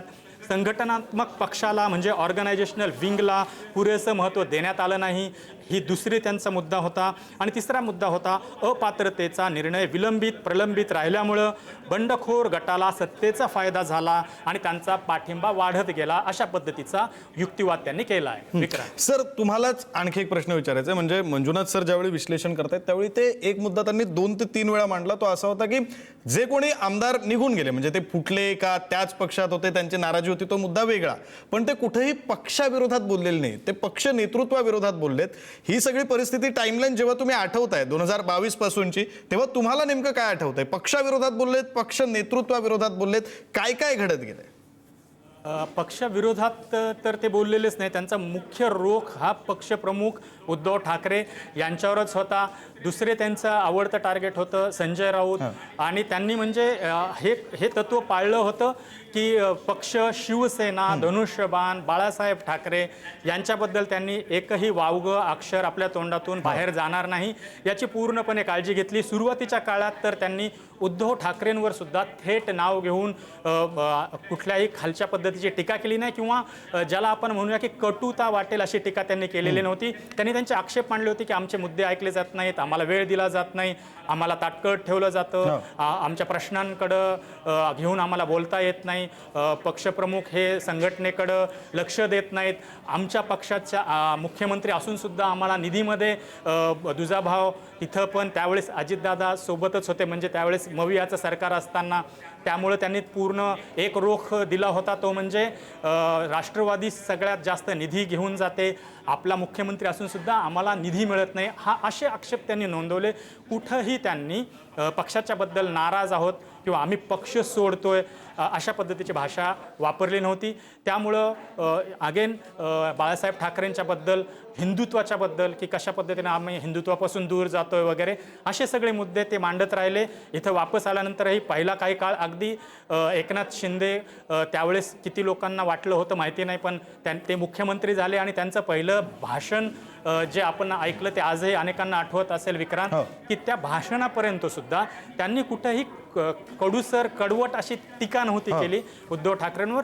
बाकी त्यांच्या स्टाईल ऑफ फंक्शनिंगवर हे सगळेच लोक, काही लोक म्हणजे जे सतत बोलतात, आता आपल्याला बोलून वादात ते येताना दिसतात, तर ते मुद्दे त्यांनी मांडलेले आपल्याला दिसले. पण हा जो मुद्दा होता की थेट पक्षावर आम्ही नाराज आहे, पक्ष सोडतोय, अशा पद्धतीची भाषा कुणीही बोललेली नाही. बरं सर, आपल्याकडे नरेश म्हस्केंची प्रतिक्रिया आलेली आहे, दिल्लीमधून खासदार नरेश म्हस्केंची. आपण ती प्रतिक्रिया ऐकूया.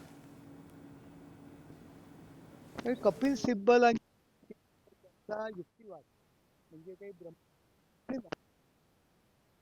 ते त्यांच्या अशिलाची बाजू मांडणार, ते मांडतायत. आतापर्यंत राम मंदिराच्या भूमिकेसंदर्भात असेल, 70व्या कलमासंदर्भात त्यांनी वेगवेगळ्या भूमिका मांडल्या होत्या, परंतु काही भूमिका मांडतात त्या काही सत्य नाही आहेत किंवा ब्रह्मवाक्य नाही आहेत.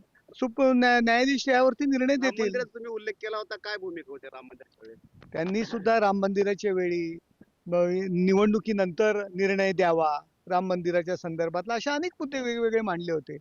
ते म्हणजे काही ब्रह्मवाक्य नाहीये. कपिल सिब्बल यांच्याकडनं कोर्टाच्या समोर हे सांगितलं जात आहे वारंवार पद्धतीनं की आमदार अपात्र जर तेव्हा केले गेलेले असते, म्हणजे त्या प्रकरणाचा किंवा आमदार अपात्रतेच्या मुद्द्या किंवा त्या मुद्द्याचा निवडणूक पक्ष आणि चिन्ह देण्यावरती झालेला आहे. हा मुद्दा त्यांच्याकडनं वारंवार पद्धतीने मला पुन्हा तेच सांगायचे, 370व्या कलमाच्या जेव्हा रद्द केलं त्यावेळी सुद्धा वक्फ बोर्डाच्या विषयी सुद्धा त्यांनी वेगवेगळी मतं मांडली होती. ते त्यांच्या अशिलाच्या बाजूने बोलत असतात.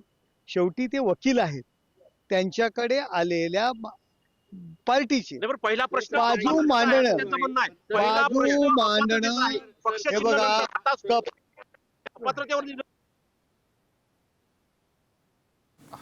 पुन्हा हा मुद्दा आपण पाहतोय शिंदेच्या शिवसेनेचे नेते आपली भूमिका मांडत होते. दरम्यान मी पुन्हा एकदा जातोय माझा सहकारी संदीप याच्याकडे. संदीप, या सगळ्यातला एक मुख्य मुद्दा आहे मेरिटचा, आणि तो अतिशय सूक्ष्म मुद्दा आहे की विधिमंडळ पक्षाचं बहुमत की राजकीय पक्षाचं बहुमत. राजकीय पक्षाच्या कशाच्या विरोधात तुम्ही जाताय, विशेषतः ज्यावेळी राजकीय पक्षाच्या अनेक निर्णयांमध्ये तुम्ही सहभागी होता. तुम्ही मवियामध्ये मंत्री असता, तुम्ही सरकार स्थापनेच्या प्रक्रियेत तेव्हा सहभागी होता. आता तुमचा काहीतरी विषय बदलतो आणि नंतर तुम्ही बंड करता किंवा वेगळी भूमिका घेता. या राजकीय वर्सेस विधिमंडळ या मेरिटबद्दल काय बघता येईल आपल्याला, कसं बघता येईल? प्रसन्न, फक्त त्याच्या आधी सरन्यायाधीश सूर्यकांत यांचं एक निरीक्षण आलंय, तेवढं आपण आपल्या पुढर न्यूजच्या प्रेक्षकांना सांगूयात. की सरन्यायाधीश असं म्हणाले की मूळ शिवसेना पक्ष घटना ही लोकशाही तत्वांवर आधारित होती, मात्र नंतर त्यात बदल झाले आणि पक्षाची रचना जवळपास एका व्यक्ती केंद्रित 1 पर्सन स्ट्रक्चर झाली. हे निरीक्षण नोंदवलेलं आहे आत्ता. त्यातून न्यायालयानं असा प्रश्न उपस्थित केला आहे की पक्षाची अंतर्गत रचना कितपत लोकशाही पद्धतीची असावी, हा प्रश्न त्यांनी उपस्थित केला. त्याच्यावर कपिल सिब्बल यांनी उत्तर दिलंय की आम्ही पक्ष घटना अशी बदललेली नाही, हे मी आधीच दाखवून दिलंय, पण मुख्य मुद्दा वेगळा आहे. आणि त्या युक्तिवादावर कपिल सिब्बल गेलेत की पक्ष घटना लोकशाही आहे की नाही हा निर्णय घेणे हे निवडणूक आयोगाच्या अधिकार क्षेत्रात रिमिट येत नाही, हे त्यांनी सांगितलंय. त्याच्यावर सरन्यायाधीशांनी त्यांना पुढचा प्रश्न विचारला आहे की जेव्हा आपण लोकशाही मूल्यांचं संरक्षण करणाऱ्या संस्थांबद्दल बोलतो, म्हणजे या केसमध्ये निवडणूक आयोग असेल, तेव्हा राजकीय पक्ष स्वतः सुद्धा लोकशाही पद्धतीने चालले पाहिजेत का, हा प्रश्न स्वाभाविकपणे निर्माण होतो. आणि त्याचाच अर्थ न्यायालय राजकीय पक्षांच्या अंतर्गत लोकशाहीबाबत एक तात्विक म्हणूया तत्वतः प्रश्न विचारलाय आता त्यांनी. आणि या दोन्ही गोष्टींमधला फरक, त्याचा प्रतिवाद केलाय कपिल सिब्बल यांनी की घटनात्मक संस्था आणि राजकीय पक्ष याच्यातले पुन्हा त्यांनी ज्या फाईन लाईन्स आहेत त्या सांगितलेल्या आहेत. आणि त्याच्यावर त्यांनी निवडणूक आयोगावर पुन्हा टीका केली आहे सरन्यायाधीशांच्या निरीक्षणानंतर सुद्धा. आणि या चर्चेतले महत्त्वाचे मुद्दे होते की राजकीय पक्षांच्या अंतर्गत लोकशाहीचा, त्याच्यानंतर निवडणूक आयोगाच्या अधिकार क्षेत्राचा विषय होता किंवा नव्हता, आणि समान निकष सर्व पक्षांवर न लावल्याचा जो आरोप सुद्धा आयोगावर कपिल सिब्बल यांनी केला. आणि न्यायालयानं मात्र हा युक्तिवाद स्वीकारलेला दिसत नाहीये, उलट तो पुराव्यांसह सिद्ध करण्यास त्यांनी सांगितलंय आता प्रसन्न. मला इकडे आपल्यासोबत जे आपले वकील महोदय त्यांच्याकडे सुद्धा जायचं आहे. याच्यातला एक मुद्दा असा आहे की हे ऐकायला खूप बरं वाटतं की पक्षांतर्गत लोकशाही, पण पक्षांतर्गत लोकशाही आणि देशाला राज्याला चालवणारी घटनात्मक लोकशाही, ज्या प्रकारे सरकार चालवलं जातं, नागरिकांच्या हक्कांचं रक्षण होतं, या लोकशाहीत फरक आहे. तो करायला सुद्धा हवा. जगातल्या कोणत्याही इझममध्ये, समाजवाद असो, कम्युनिझम असो, राजकीय पक्ष असो, उद्योजकाचा उद्योग असो, एखादी संस्था असो, तिथे काही एक उतरंड असते आणि तिथे काही एक नेतृत्वाचा विषय मानावा लागतो. म्हणूनच त्याला ते एंट्रस्ट केलं असतं त्या अधिकारांसकट. जर का राजकीय पक्षांमध्ये अंतर्गत लोकशाही हा विषय मानायचा म्हटला तर क्षणोक्षणी संघर्ष होऊ शकतात. काही ठिकाणी विशेषतः राजकीय पक्ष ही एखाद्या सरकारची पंचवार्षिक योजना नसते, तो अनेक वर्षांचा प्रोजेक्ट असतो. धोरणात्मक निर्णय घ्यायचे असतात, रिस्क घ्यावी लागते, त्याच्यामागे दीर्घकालीन धोरण आणि त्याचे परिणाम असतात. अशा वेळी पक्षांतर्गत लोकशाही शब्द ऐकायला बरा वाटत असला तरी त्याच्यामुळे एका नव्या पक्षा, म्हणजे भारत हा पक्षांवरती चालतो, लोकशाही पक्षांवर चालते, पण पक्षांतर्गत लोकशाही नेमकी तिची मर्यादा कोणती, आणि राजकीय पक्षाचं नेतृत्व आणि लोकशाही याचं इक्वेशन, याची तुलना आपण आपली जी बाकीची लोकशाही असते त्याच्याशी जशीच्या तशी करायची आहे का? खूप महत्वाचा प्रश्न. आणि बोला ऐकायला येते, बोला तुम्ही. हो, खूप महत्वाचा प्रश्न आपण उपस्थित केलेला आहात. पक्षांतर्गतची लोकशाही आणि पक्षाच्या बाहेर म्हणजे लोकशाही, जी डेमोक्रेटिक सेटअप आपल्या भारतामध्ये आहे, ज्याप्रमाणे लोकशाही चालते, ह्यावरून पक्षाचा निर्णय घेत असताना जर पक्षाबाहेरील लोकशाही पद्धतीने जर पक्षांतर्गत लोकशाही चालवली तर निर्णयाला आड येऊ शकते का? आता जर आपण वस्तुस्थिती जर चाचपणी जर केली तर पक्षांतर्गत निर्णय ज्या काही आहे हे जर बघायला गेलं तर लोकशाही पद्धतीने होतात, परंतु याच्यामध्ये कुठे ना कुठे लोकशाही पद्धतीने सुद्धा होत नाही. मगाशी म्हणल्यासारखं which cannot be said directly, it cannot be said indirectly. म्हणून आता लोकशाही पद्धतीनं, जरी लोकशाही पद्धती सेटअप आहे, political parties all are learns by the democratic setup, ह्याच्यामध्ये चालतात, परंतु निर्णय घेत असताना कुठे ना कुठं पक्ष नेतृत्व निर्णय घेतो तो सगळ्यांना एक्सेप्ट करावा लागतो. बट हावेवर आता जेव्हा असं हे आपण एक लेमन लँग्वेज मध्ये किंवा सार्वजनिक भाषेमध्ये आपण बोलतो, परंतु जेव्हा अशा प्रकारच्या प्रश्न जेव्हा कोर्टापुढे मांडले जातात त्यामुळे आता यामध्ये अजून एक युक्तिवाद आहे. त्यामुळं कारण घटना जेव्हा आपण विचार करतो, शिवसेनेच्या घटनामध्ये जेव्हा 2018चा अमेंडमेंट आणला त्यामध्ये एकनाथ शिंदे गटाकडे असाही एक युक्तिवाद आहे की याच्यामध्ये लोकशाही पद्धतीने निवड झालेल्या नाहीये, त्याच्यामध्ये कुठल्याही लोकशाही प्रक्रिया राबवण्यात आलेली नाही, म्हणून ज्या निवड झालेल्या आहेत त्या निवड अवैध आहेत. आणि त्या अनुषंगे जर बोलायचं झालं तर प्रत्येक निवडणूक प्रक्रिया लोकशाही पद्धतीने होतील असा भाग नाहीये,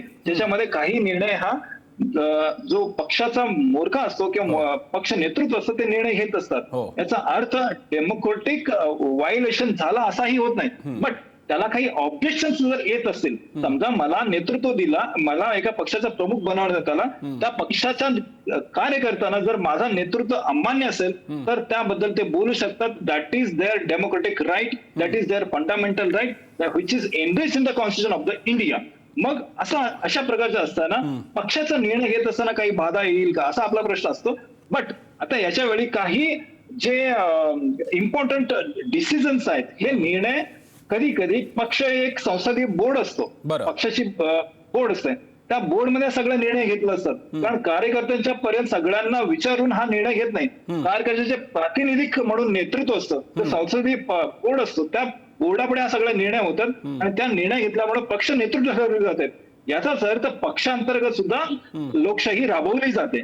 बट आता याच्यामध्ये डिसेन्सी प्रत्येक वेळा तुम्ही करू शकत नाही.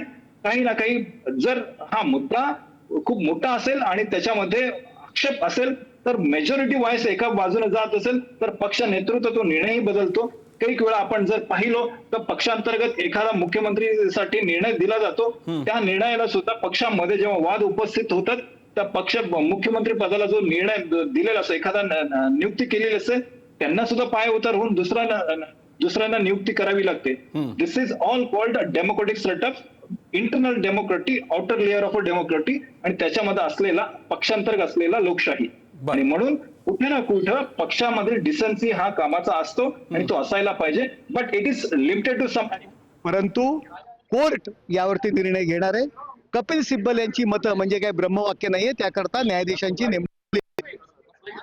साधारणपणे आपण जर पाहिली तर आहे की 2018ची घटना निवडणूक आयोगाने अयोग्य ठरवली होती. त्याच घटनेनुसार मुख्य नेते एकनाथ शिंदे यांना आता आमचे राहुल शेवाळे येत आहेत. कोर्टात काय घडलं ते त्या संदर्भात आपल्याला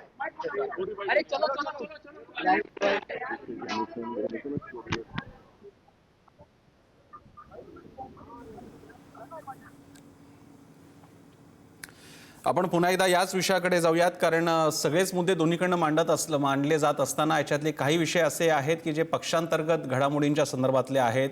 एखादा पक्ष कसा विचार करतो, आता उदाहरणार्थ आपण पक्षीय लोकशाहीच्या मर्यादांबद्दल बोलत असताना हेही तितकंच खरं आहे. तांत्रिकदृष्ट्या पाहता जेव्हा एकनाथ शिंदे आणि त्यांचे समर्थक म्हणतात, मी संदीप तुमच्याकडे येतोय, की जी शिवसेना हिंदुत्वाच्या मुद्द्यावर उभी राहिली, ज्या शिवसेनेच्या प्रमुखांनी स्वर्गवासी बाळासाहेब ठाकरे यांनी सदैव काँग्रेसचा विरोध केला, एक मुद्दा तर चर्चा झाला, पण सर्वात महत्वाचा मुद्दा कॉन्स्टिट्यूशन आणि कॉन्स्टिट्यूशन मध्ये डेमोक्रेसी फॉलो केली गेली नाहीये, हा मुद्दा अत्यंत महत्वाचा आहे. आणि त्या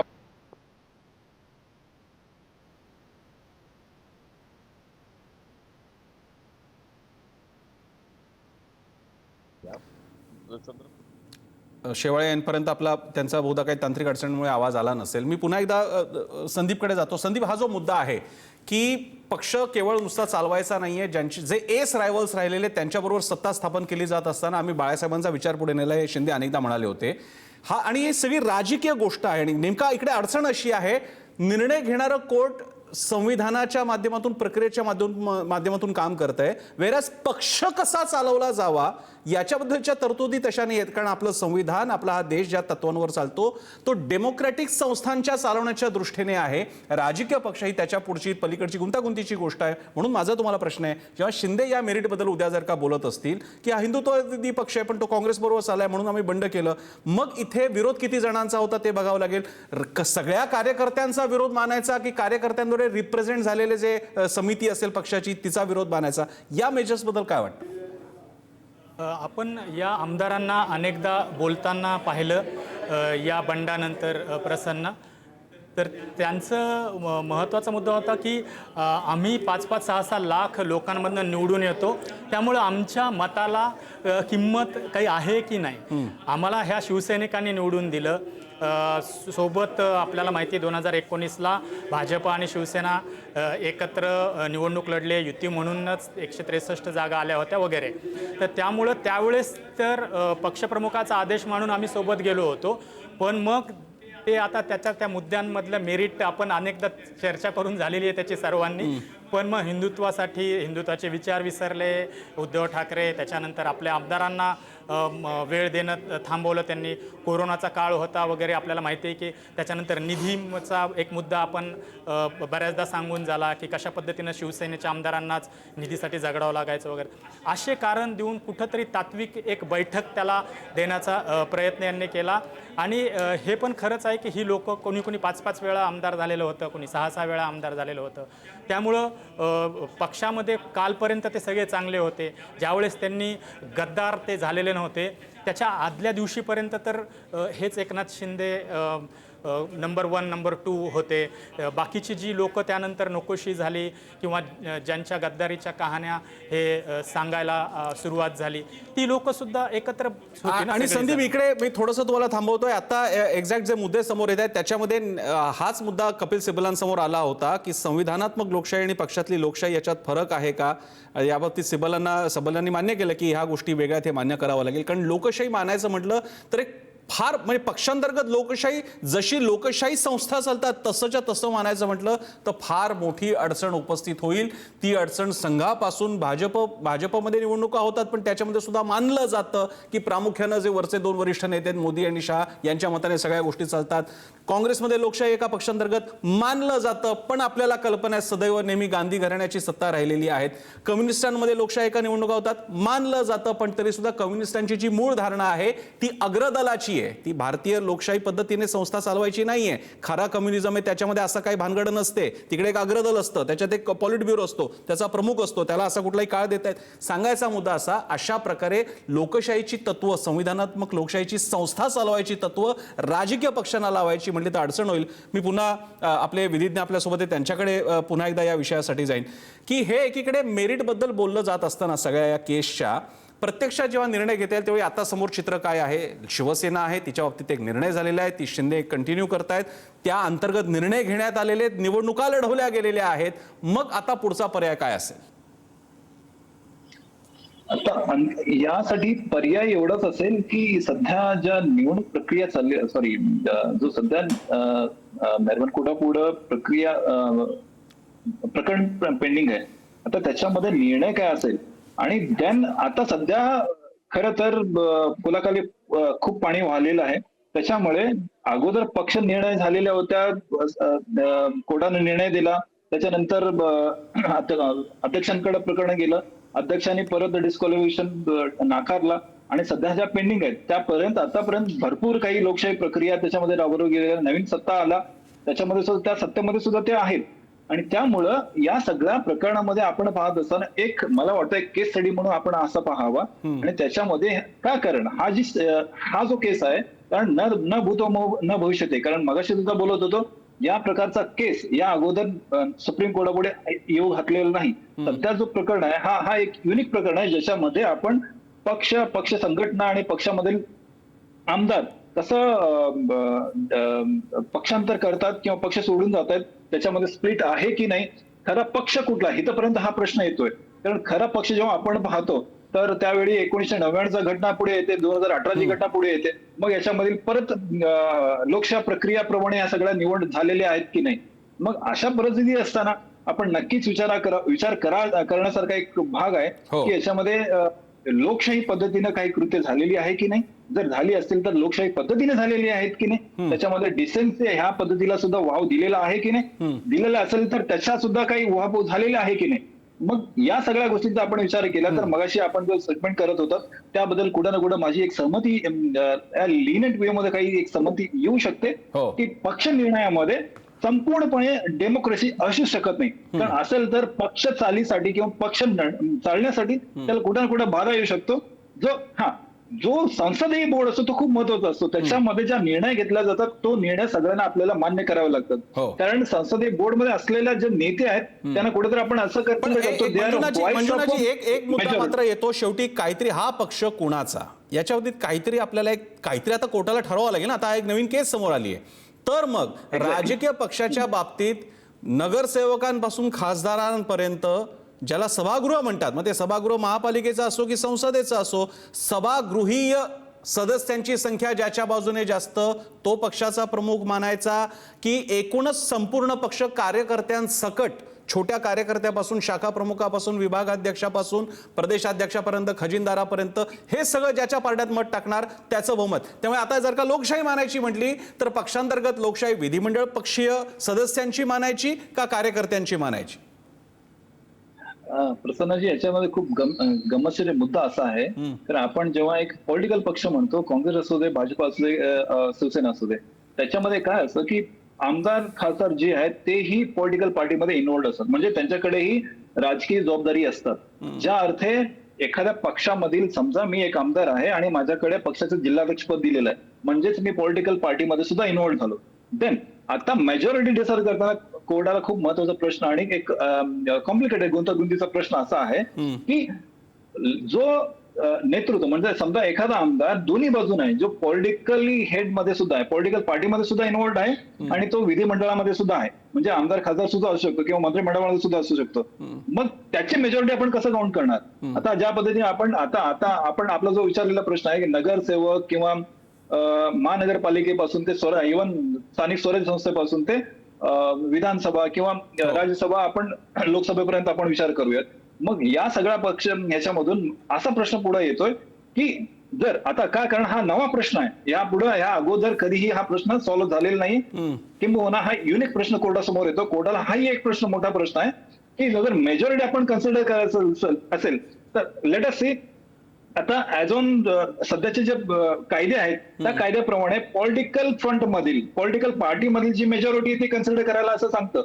बट त्याच्यामध्ये सुद्धा जे लेजिस्लेटिव्ह पार्टी मधील जे मेंबर्स आहेत ते सुद्धा पॉलिटिकल पार्टीमध्ये इन्व्हॉल्ड आहेत. ते ना कुठे ना कुठे त्यांच्याकडे जबाबदारी दिली आहे. मग त्यांची मेजॉरिटी तुम्ही कशी काउंट करणार?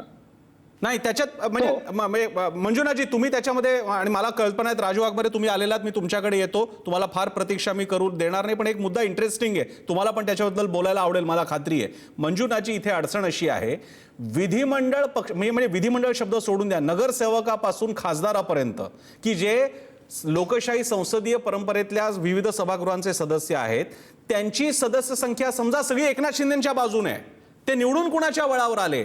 ते पक्षाच्या कार्यकर्त्यांच्या प्रचार आणि कार्यामुळे, ज्याच्यामुळे पक्ष वाढला, ज्याच्यामुळे पक्षाचा ब्रँड बनला, च्या आधारे झालेल्या मतदानामुळे निवडून आलेले आहेत. आणि मग इथे परत आपल्याला या मुद्द्याला रिव्हिजिट करावं लागेल, पक्षाचा पाया हा पक्षाचा राजकीय बेस मानायचा का विधिमंडळीय बेस मानायचा?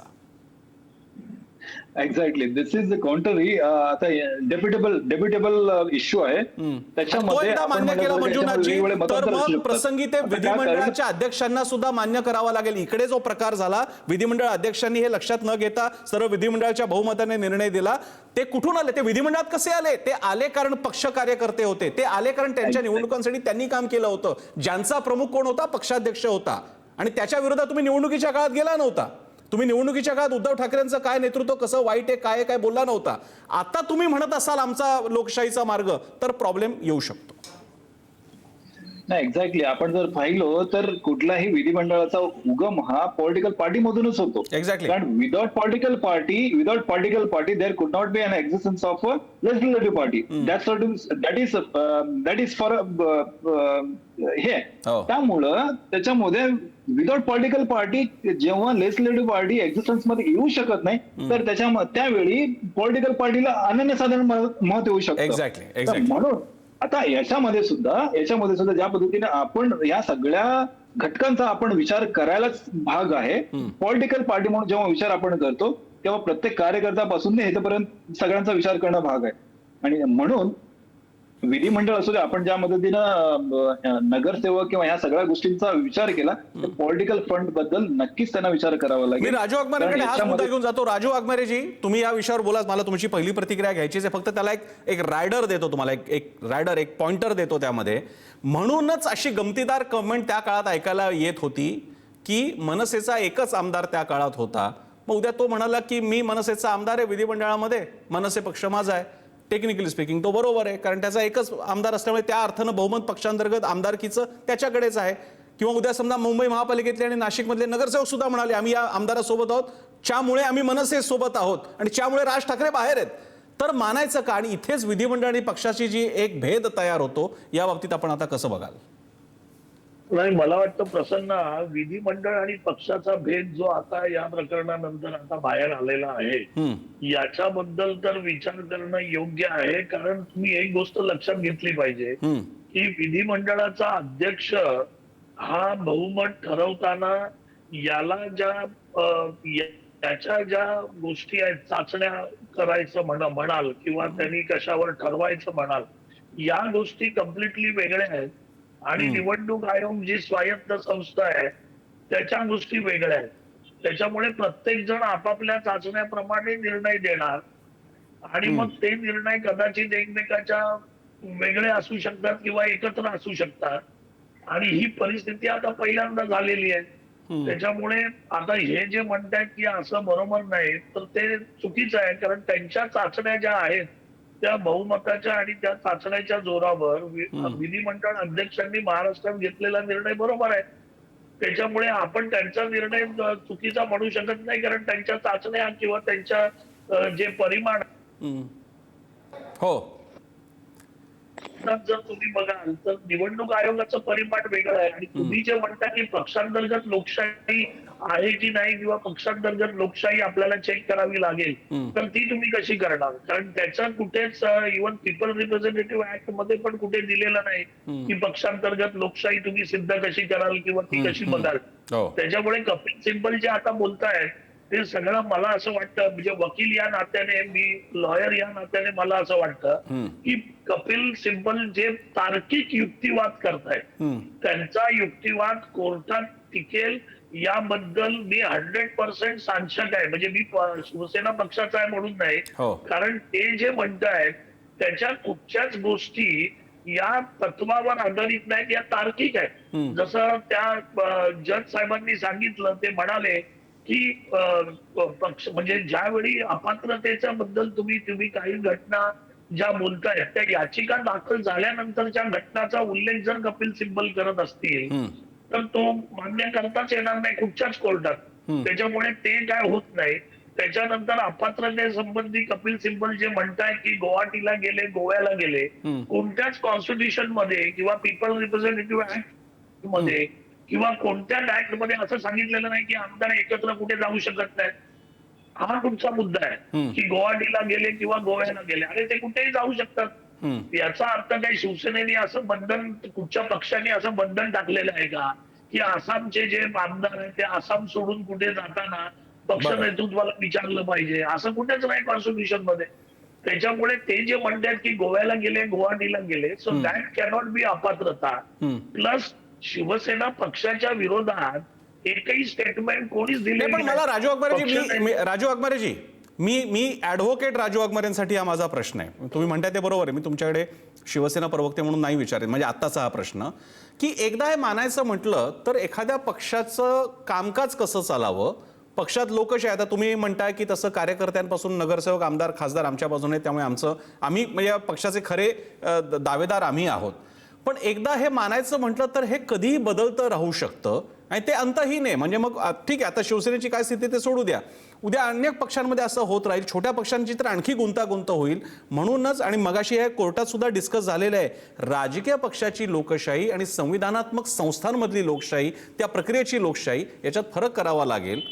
अशा वेळी माझा तुम्हाला प्रश्न आहे की मग कधी नेमका ते एकमत असलं की ती लोकशाही असते. काही वेळा तो निर्णय घ्यावे लागतात, काही वेळा पक्ष नेतृत्वाला वेगळी दिशा त्याला माहीत असते म्हणून तो निर्णय घेत असतो. अशा वेळी तुम्ही मग पक्षाचं नेतृत्व कसं मानायचं, कुणाकडे येते? पक्ष नेतृत्वाने ते जर लोकशाहीच्या मार्गाने निर्णय घेतले तरच ते मान्य करू शकतो ना आपण. पण तुम्ही प्रसन्नाची एक गोष्ट लक्षात घ्या, नगरसेवकापासून किंवा जिल्हा परिषदेच्या सदस्यापासून ते खासदारापर्यंत जे निवडून येतात ते पक्षातलेच असतात. पण ते निवडून येतात का, तर त्यांच्याकडे त्यांच्या विभागातलं किंवा त्यांच्या कॉन्स्टिट्यूशन मधल्या किंवा आजूबाजूच्या कॉन्स्टिट्यूशन मधल्या संघटनात्मक लोकांचा किंवा पक्ष कार्यकर्त्यांचा त्यांना भरपूर पाठिंबा असतो, त्याच्यामुळे ते निवडून येतात. एक्झॅक्टली राजू अकबरे, आता इकडे ते स्पायरल ऑफ क्वेश्चनिंग सुरू होता. तुम्ही म्हणता ते एकदम बरोबर आहे, आपण दोघं एकाच पेजवर आहोत. एखादा नेता, सदस्य वगैरे निवडून येत असताना त्याच्या आजूबाजूच्या कार्यकर्त्यांनी त्याला निवडून दिलेला असता. हा मुद्दा मगाशी आला. हे कार्यकर्ते त्या पक्षात का येतात? कारण त्या पक्षाची ध्येय, धोरणं, नेतृत्वाबद्दल त्यांच्या मनात काहीतरी एक समज असते, प्रेम असतं, आपुलकी असते, समर्थन असतं. ज्यावेळी हे सगळं होत होतं मवियाच्या काळामध्ये, त्याच्या आधीच्या काळापर्यंत, त्या क्षणापर्यंत, मविया सरकार स्थापन होईपर्यंत हे सगळे कार्यकर्ते शिवसेनेचे का होते? कारण त्यांना ठाकरेंबद्दल वाटत होतं काहीतरी. तुम्ही म्हणते ते बरोबर आहे, ते कार्यकर्ते शिवसेनेचे होते. शिवसेना म्हणजे ठाकरे, कारण त्यावेळी शिंदे फक्त फळीतले नेते होते, पहिल्या दुसऱ्या फळीतले नेते होते, पहिल्या फळीतले नेते होते. मग तुम्ही म्हणताय तेच आता मी म्हणतोय, कार्यकर्ते नेत्याला निवडून देतात, कार्यकर्ते पक्षात येतात, पक्षात ते कुणामुळे येतात? ते येतात कुठल्या तरी चेहऱ्यामुळे. आणि म्हणून हा सगळा प्रवाह हा जातो. गंगेपासून गंगोत्रीला जायचं म्हटलं तर कार्यकर्ते येतात नेत्यामुळे. नेता कोण होता तेव्हा? उद्धव ठाकरे. नाही, तुम्ही ऐकून घ्या 2 मिनिटं. पक्षाची ध्येय धोरणं आणि पक्षाची गाईडलाईन आणि नेतृत्व याच्या, आता बघा, पक्षाची गाईडलाईन किंवा पक्षाची ध्येय धोरणं ती कधी बदलत नाहीत किंवा ती लोकशाहीने बदलावी लागतात. बरोबर आहे. पण नेतृत्व ज्या क्षणी स्वतःची भूमिका बदलतं त्यावेळी पक्षातल्या लोकांना पण त्यांच्या भूमिका बदलण्याचा अधिकार आहे ना. असं कुठे सांगितलंय की पक्ष नेतृत्वानी जे बोललं ते सगळ्यांनी मान्य करायलाच पाहिजे. उद्या आज मला वाटतंय की मान्य करावं, उद्या मला वाटलं नाही मान्य करावं, तर लोकशाही आहे. I can able to talk की बाबा हे चुकीचं आहे म्हणून. त्याच्यामुळे तो काही गुन्हा ठरत नाही. राजू वाघमारेजी, तुमचा ऑडिओ गेलेला आहे. मी ऑडिओ आला की परत तुमच्याकडे येतो. मी दिलगिरी व्यक्त करतो. तुमचा ऑडिओ गेला, तांत्रिक अडचण, तुमची अडचण नाहीये ती. दरम्यान अनिल देसाईंची प्रतिक्रिया आलेली, आपण पाहूयात काय म्हणतात अनिल देसाई. मधली सगळी निरीक्षणं सांगितली जात आहेत. इलेक्शन कमिशनने केलेल्या चुका या प्रकर्षानं मांडल्या व्यवस्थित जात आहेत आणि त्यावर टिप्पणी सुद्धा न्यायाधीशांची येते. ती बरीचशी बोलकी आहे की फार मोठी चूक या संपूर्ण लोकशाहीच्या या प्रक्रियेमध्ये हे निर्णय देताना इलेक्शन कमिशनची झालेली चूक प्रकर्षाने उजेडास आलेली आहे. वेगवेगळ्या मुद्द्यांवर जिथं जिथं सरन्यायाधीश आणि न्यायाधीश विचारतायत त्या बेंचमधले, तिथे कपिल सिब्बल साहेब कामत यांनी जी उत्तरं दिली आहेत ती अगदी समर्पक योग्य उत्तरं, आणि त्यावरच ह्या गोष्टी स्पष्ट आहेत की ही चूक, झालेली चूक ही सुधारावीच लागेल. सुधारण्याशिवाय लोकशाही खऱ्या अर्थानं आपण ती इथे देशामध्ये नांदते आहे या गोष्टीलाच कुठेतरी छेदते. तुम्हाला आशा वाटते की निवडणूक आयोगाचा जो निकाल, मूळ प्रश्न आता निवडणूक आयोगाच्या निकालात आहे, कारण पक्ष चिन्ह तुमच्याकडून गेलं ते आयोगाच्या निकालामुळे गेले आणि कोर्ट विचारते की अपात्रतेचा विचार करायचा का आता, तर सिब्बल म्हणतात की दोघांचा एकत्रित विचार व्हायला हवा. तुम्हालाही वाटतं? त्यांनी सिब्बल साहेबांनी जे आर्ग्युमेंट केलं त्या ह्याच्यामध्ये इलेक्शन कमिशनने जो त्यांच्याजवळ ज्या वेळेला केस होती सिम्बल आणि पार्टी ठरवायची, तो निर्णय त्यांनी पहिला देणं अपेक्षित होता. तो त्यांनी त्यांच्या पद्धतीनं जो द्यायला होता तो नेमका उलटा दिला. त्या दरम्यान ही केस, सुभाष देसाई केस, ही ज्याप्रमाणे आली, कन्क्लुजन सगळी दाखवली गेली आणि अध्यक्षांजवळ, महाराष्ट्र राज्याच्या विधिमंडळ अध्यक्षांजवळ त्याचा निर्वाळा एक ट्रायब्युनल म्हणून, एक लवाद म्हणून त्यांच्यावर पाठवला आणि झालेलं हे आपल्या समोर आहे. हेच जर डिस्क्वालिफिकेशन पहिलं हे झालं असतं तर त्या सिम्बलच्या ह्याच्यावर सुद्धा त्याचा परिणाम सरळ झाला असता. ते दोन्ही इंटरट्वाइंड.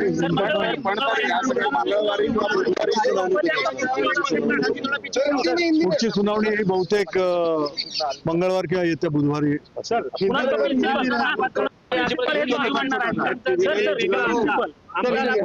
अगोदर होणं गरजेचं असा युक्तिवाद होताना पाहायला मिळाला. निश्चितच, कारण त्यांनी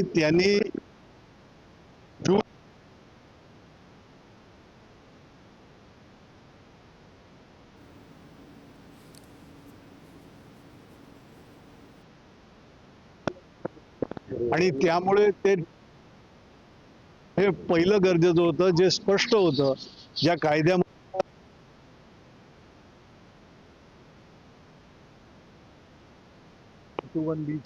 त्या ह्याच्याप्रमाणे ते अपात्र ठरवत होते.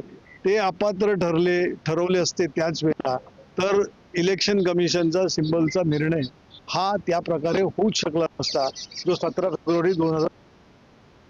त्यामुळे या गोष्टी ज्या झाल्या या चुका. पुन्हा एकदा डिस्कशनला सुरू करताना मी संदीप पासून सुरुवात करेन. संदीप, हे सगळं होत असताना, डिस्कशन वगैरे होत आहे, माझा असा हंच आहे आणि आपण कोर्टाचा इकडे सन्मान राखतोय, त्यांच्या निकालावर टिप्पणी करत नाही आहोत, पण जी समस्या, जी परिस्थिती चंद्रचूड यांच्यावेळी तयार झाली होती आणि त्याबाबतीत खूप टीका टिप्पणी पण झाली होती की त्याचा सगळ्या त्या निकालाचा अर्थ असा होता की ठीक आहे, जे झालं ते झालं, आता यापुढे हे अशा गोष्टी व्हाव्यात किंवा कराव्यात, कारण हे पहिल्यांदा झालेले आणि याच्यामुळे सगळं डिफाईन करावं लागणार आहे. राजकीय पक्ष, विधिमंडळ पक्ष, राजकीय पक्षातली लोकशाही. आता राजू वाघमारे म्हणतात तसं नाही पटलं तर आम्हाला नेतृत्वाच्या विरोधात जावं लागेल.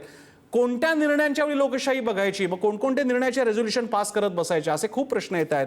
मला असं वाटतं की कदाचित तसंच आधी जे झालं होतं चंद्रचूडांच्या बाबतीत तसंच होईल का, की घडलं त्याच्या बाबतीत आक्षेप असले तरी सुद्धा आता आहे त्या पानापासून पुढे सुरू करा. काय वाटतं? स्पेक्युलेशन करणं मला माहिती नाही किती उचित आहे, पण तशी पण शक्यता आहे. आणि दुसरं जे आज सरन्यायाधीशांनी किंवा या खंडपीठानंच सांगितलं ते असं होतं की त्यांना काय निकाल आत्ता कुठला द्यायचा आहे किंवा निरीक्षण आत्ता काय नोंदवायचे आहेत, निष्कर्ष काय काढायचा आहे. कारण या निकालावरती इथून पुढं आपल्या देशामध्ये वेगवेगळ्या राज्यांमध्ये पुन्हा जर का अशी परिस्थिती निर्माण झाली आणि ती निर्माण होऊ शकण्याची शक्यता 1001% आहे हे आपल्या सगळ्यांना माहिती आहे. तर त्यावेळेस या पूर्ण केसचा, या खटल्याचा पायंडा ज्याला म्हणतात, त्याला इंग्लिशमध्ये काय म्हणतात, प्रेसिडेंट वगैरे, तर तो पडून याचा आधार घेऊन इथून पुढं अशा केसेसमध्ये निकाल किंवा अशा त्यावेळेसच्या केसेस ठरणार आहे. म्हणजे थोडक्यात अपात्र होणार की नाही, पात्र होणार की नाही. मग आत्ता जर का हा पायंडा पडला, या केसमध्ये काय होईल याच्यावर देशातल्या पुढच्या अशा पद्धतीच्या पक्षांतर म्हणूयात, सत्ता स्थापन करणं म्हणूयात, पक्ष सोडून आणखी काय वेगळ्या पक्षात जाणं किंवा जे काही होते आता NCPIच्या उदाहरणात, तर त्याच्यासाठी हा महत्त्वाचा खटला आहे. त्यामुळं कदाचित अत्यंत गंभीरपणे सुद्धा यांना हा पूर्ण दोन्ही बाजू ऐकून हा निकाल दिला जाईल आणि तोच पायंडा पुढं पडला जाईल. त्यासाठी मला असं वाटतं की हे विचार पण करतायत, वेळ पण घेतायत. आणि जो थोडासा तुझा संकेत होता की ताशेरे इकडं पूर्ण सुनावणी दरम्यान, खटल्या दरम्यान ओढायचे आणि निकाल मात्र जो आता मोस्ट ऑफ द लोकांना वाटतोय त्या पद्धतीनं येईल का, ती शंका, ती भीती किंवा ती शक्यता. ठीक आहे, मी राजू अकबरांकडे जाण्यापूर्वी फक्त मंजुनाथ यांच्याकडे जातो. मंजुनाथजी, समजा मी पुन्हा एकदा कोर्टाच्या निर्णयाबद्दल आदर आहेत, पण ज्या शक्यता आहेत त्या बाबतीत लोकांपर्यंत ते प्रश्न जावेत हे समजण्यासाठी आपण हे एक प्रकारचं अकादमिक डिस्कशन करतोय की मंजुनाथजी, जर का अशा वेळी प्रेसिडेंस काही सेट करायचा झाला तर 2 पातळीला कोर्टाचा तो अधिकार आहे का, की राजकीय पक्षांतर्गत लोकशाही म्हणजे काय, ती कशी असावी, आणि जेव्हा असा कधी निर्णय असा भविष्यात कधी घ्यावा लागला तर विधिमंडळ पक्ष हा राजकीय पक्षाला सरपास करेल का? आणि इथे पुन्हा आता समजा एखाद्याला विधिमंडळ पक्ष नसेल, काही जणांचे समजा महानगरपालिकेतले नगरसेवकच असतील, असं मनसेच्या बाबतीत झालेलं आहे किंवा काही पक्षांच्या बाबतीत झालेलं आहे की खासदार आमदार नाही आहेत, पण हे महापालिकेचे नगरसेवक आहेत. अशा वेळी प्रेसिडेंस नेमका काय मानायचा, काय होईल असं तुम्हाला वाटतं? आपण हे समजून घ्यायला पाहिजे की दिस इज अ युनिक केस आणि कॉम्प्लिकेटेड केस आहे. एका केसमध्ये भरपूर काही मुद्दे याच्यामध्ये इन्व्हॉल्ड आहेत. ऍज टू आता आपण जो प्रश्न उपस्थित केला त्यामध्ये मी नक्कीच म्हणेन की सुप्रीम कोर्ट यावेळी. मंजुनाथजी, मी तुम्हाला थोडंसं थांबवतोय. स्वतः आपल्यासोबत शिवसेना उद्धव बाळासाहेब ठाकरे पक्षाचे वरिष्ठ नेते खासदार अनिल देसाई आपल्यासोबत आहेत. देसाईजी, आपली पहिली प्रतिक्रिया आजच्या प्रोसिडिंग्स बद्दलची. आज आमचे वकील ज्येष्ठ विधिज्ञ कपिल सिब्बल आणि देवदत्त कामत यांनी युक्तिवाद पुढे नेला. काल 1 तासभर झाला होता, त्याच्यानंतर आज दुपारी सुरू झाला. आणि हेच मुद्दे की इलेक्शन कमिशन, भारत निवडणूक आयोग यांच्यावर जी सगळ्यात मोठी जबाबदारी, पक्षाचं नाव, पक्ष सिंबल हे कोणाचं, पक्ष कोणाचा हे ठरवण्याची जी जबाबदारी होती, त्यामध्ये त्यांनी फक्त लेजिस्लेटिव्ह मेजॉरिटीच्या आधारे हे तडकाफडकी दिलेलं कशा रीतीने चूक होतं निर्णय, हे प्रत्यक्षात वेगवेगळ्या विद्यांतर्फे हे दाखवण्यात आलं. डिस्क्वालिफिकेशन लेजिस्लेटर्स आमदारांनी जे पक्षांतर आमदारांनी केलं होतं आणि त्या प्रकारचं म्हणजे 21 जून पासून झालेली सुरुवात, 21 जून 2022 पासून, ती कशा तऱ्हेनं चूक होती, ती कशा तऱ्हेनं त्यांचं पक्षांतर बंदी कायदा त्याच्यामुळे ते अपात्र तिथेच ठरत होते. या सगळ्या सिरीज ऑफ इव्हेंट्स त्यांनी व्यवस्थितरित्या दाखवल्या आणि तिथेच अपात्रतेचा निकाल झाला असता तर इलेक्शन कमिशनला पुढे ह्या गोष्टीचा लेजिस्लेटिव्ह वगैरे हे ज्या गोष्टी त्यांनी सांगितलं, लेजिस्लेटिव्ह मेजॉरिटी वगैरे याचा आधारच घेता आला असता. आणि हे प्रमाणांनी सिद्ध करून दाखवलं की तर्क आणि तथ्य याचं व्यवस्थितरित्या त्यांनी आणि विचारलेले प्रश्न त्या दरम्यान न्यायाधीशांनी विचारलेल्या प्रश्नांचं सुद्धा व्यवस्थितरित्या समर्पकरित्या उत्तर दिली. आणि आता हीच सुनावणी आता येत्या मंगळवारी किंवा बुधवारी सुरू राहील. हो, अनिल देसाईजी, यामध्ये जरी हे निरीक्षण कोर्टाने मांडली असली तरी अशा प्रकारची निरीक्षण यापूर्वी सुद्धा आपल्याला पाहायला मिळाली होती. आता एक वस्तुस्थिती म्हणून मी आपल्यासमोर आपल्याला विचारतोय की शेवटी एक पक्ष आहे, त्याचे नेते आहेत, म्हणजे आता जो काही शिवसेना आहे त्याचे नेते आहेत, पक्ष आहेत, चिन्ह आहे, निवडणुका लढवल्या गेल्या, नगरसेवक, आमदार, खासदार आहेत. तुमचा पक्ष आहे, निवडणुका लढवल्या गेल्या, नगरसेवक, आमदार, खासदार आहेत. या परिस्थितीनंतर तुम्हाला वाटतं कोर्ट मागच्या दृष्टीने काही निर्णय देईल का आता पुढे बघितलं जाईल?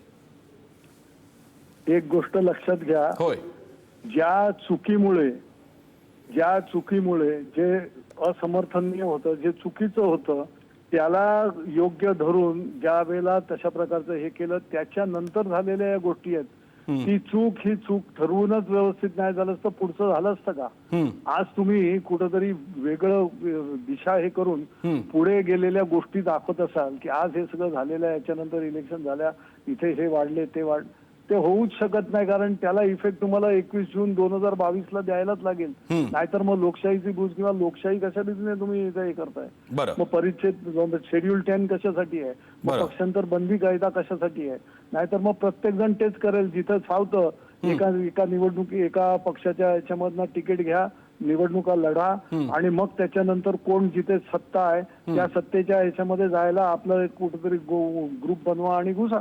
आणि त्याच्यानंतर तुम्हाला विचारणारा कोण नाही आहे. ही लोकशाही नाही आहे, हे शेड्यूल 10 नाही आहे, पक्षांतर बंदी कायदा याच्यासाठी नाही आहे. तिथल्या तिथे तो निर्णय होणं अपेक्षित होतो, तो निर्णय झाला नाही, तो निर्णय उलटा केला गेला. तो निर्णय तटस्थ अध्यक्षांनी, महाराष्ट्र राज्याच्या अध्यक्षांनी, विधिमंडळाच्या अध्यक्षांनी तर मी पक्ष म्हणून कोण ठरवूच शकत नाही म्हणून झालं. हेही वय आणि तेही वय. तर हे झालं, हे अगोदर झालं असतं तर पुढचं इलेक्शन कमिशनला पुढच्याच बाबतीमध्ये लेजिस्लेटिव्ह मेजॉरिटी सुद्धा घेता आली नसती किंवा दाखवताच आली नसती. धन्यवाद अनिल देसाईजी आपल्या सविस्तर प्रतिक्रियेसाठी.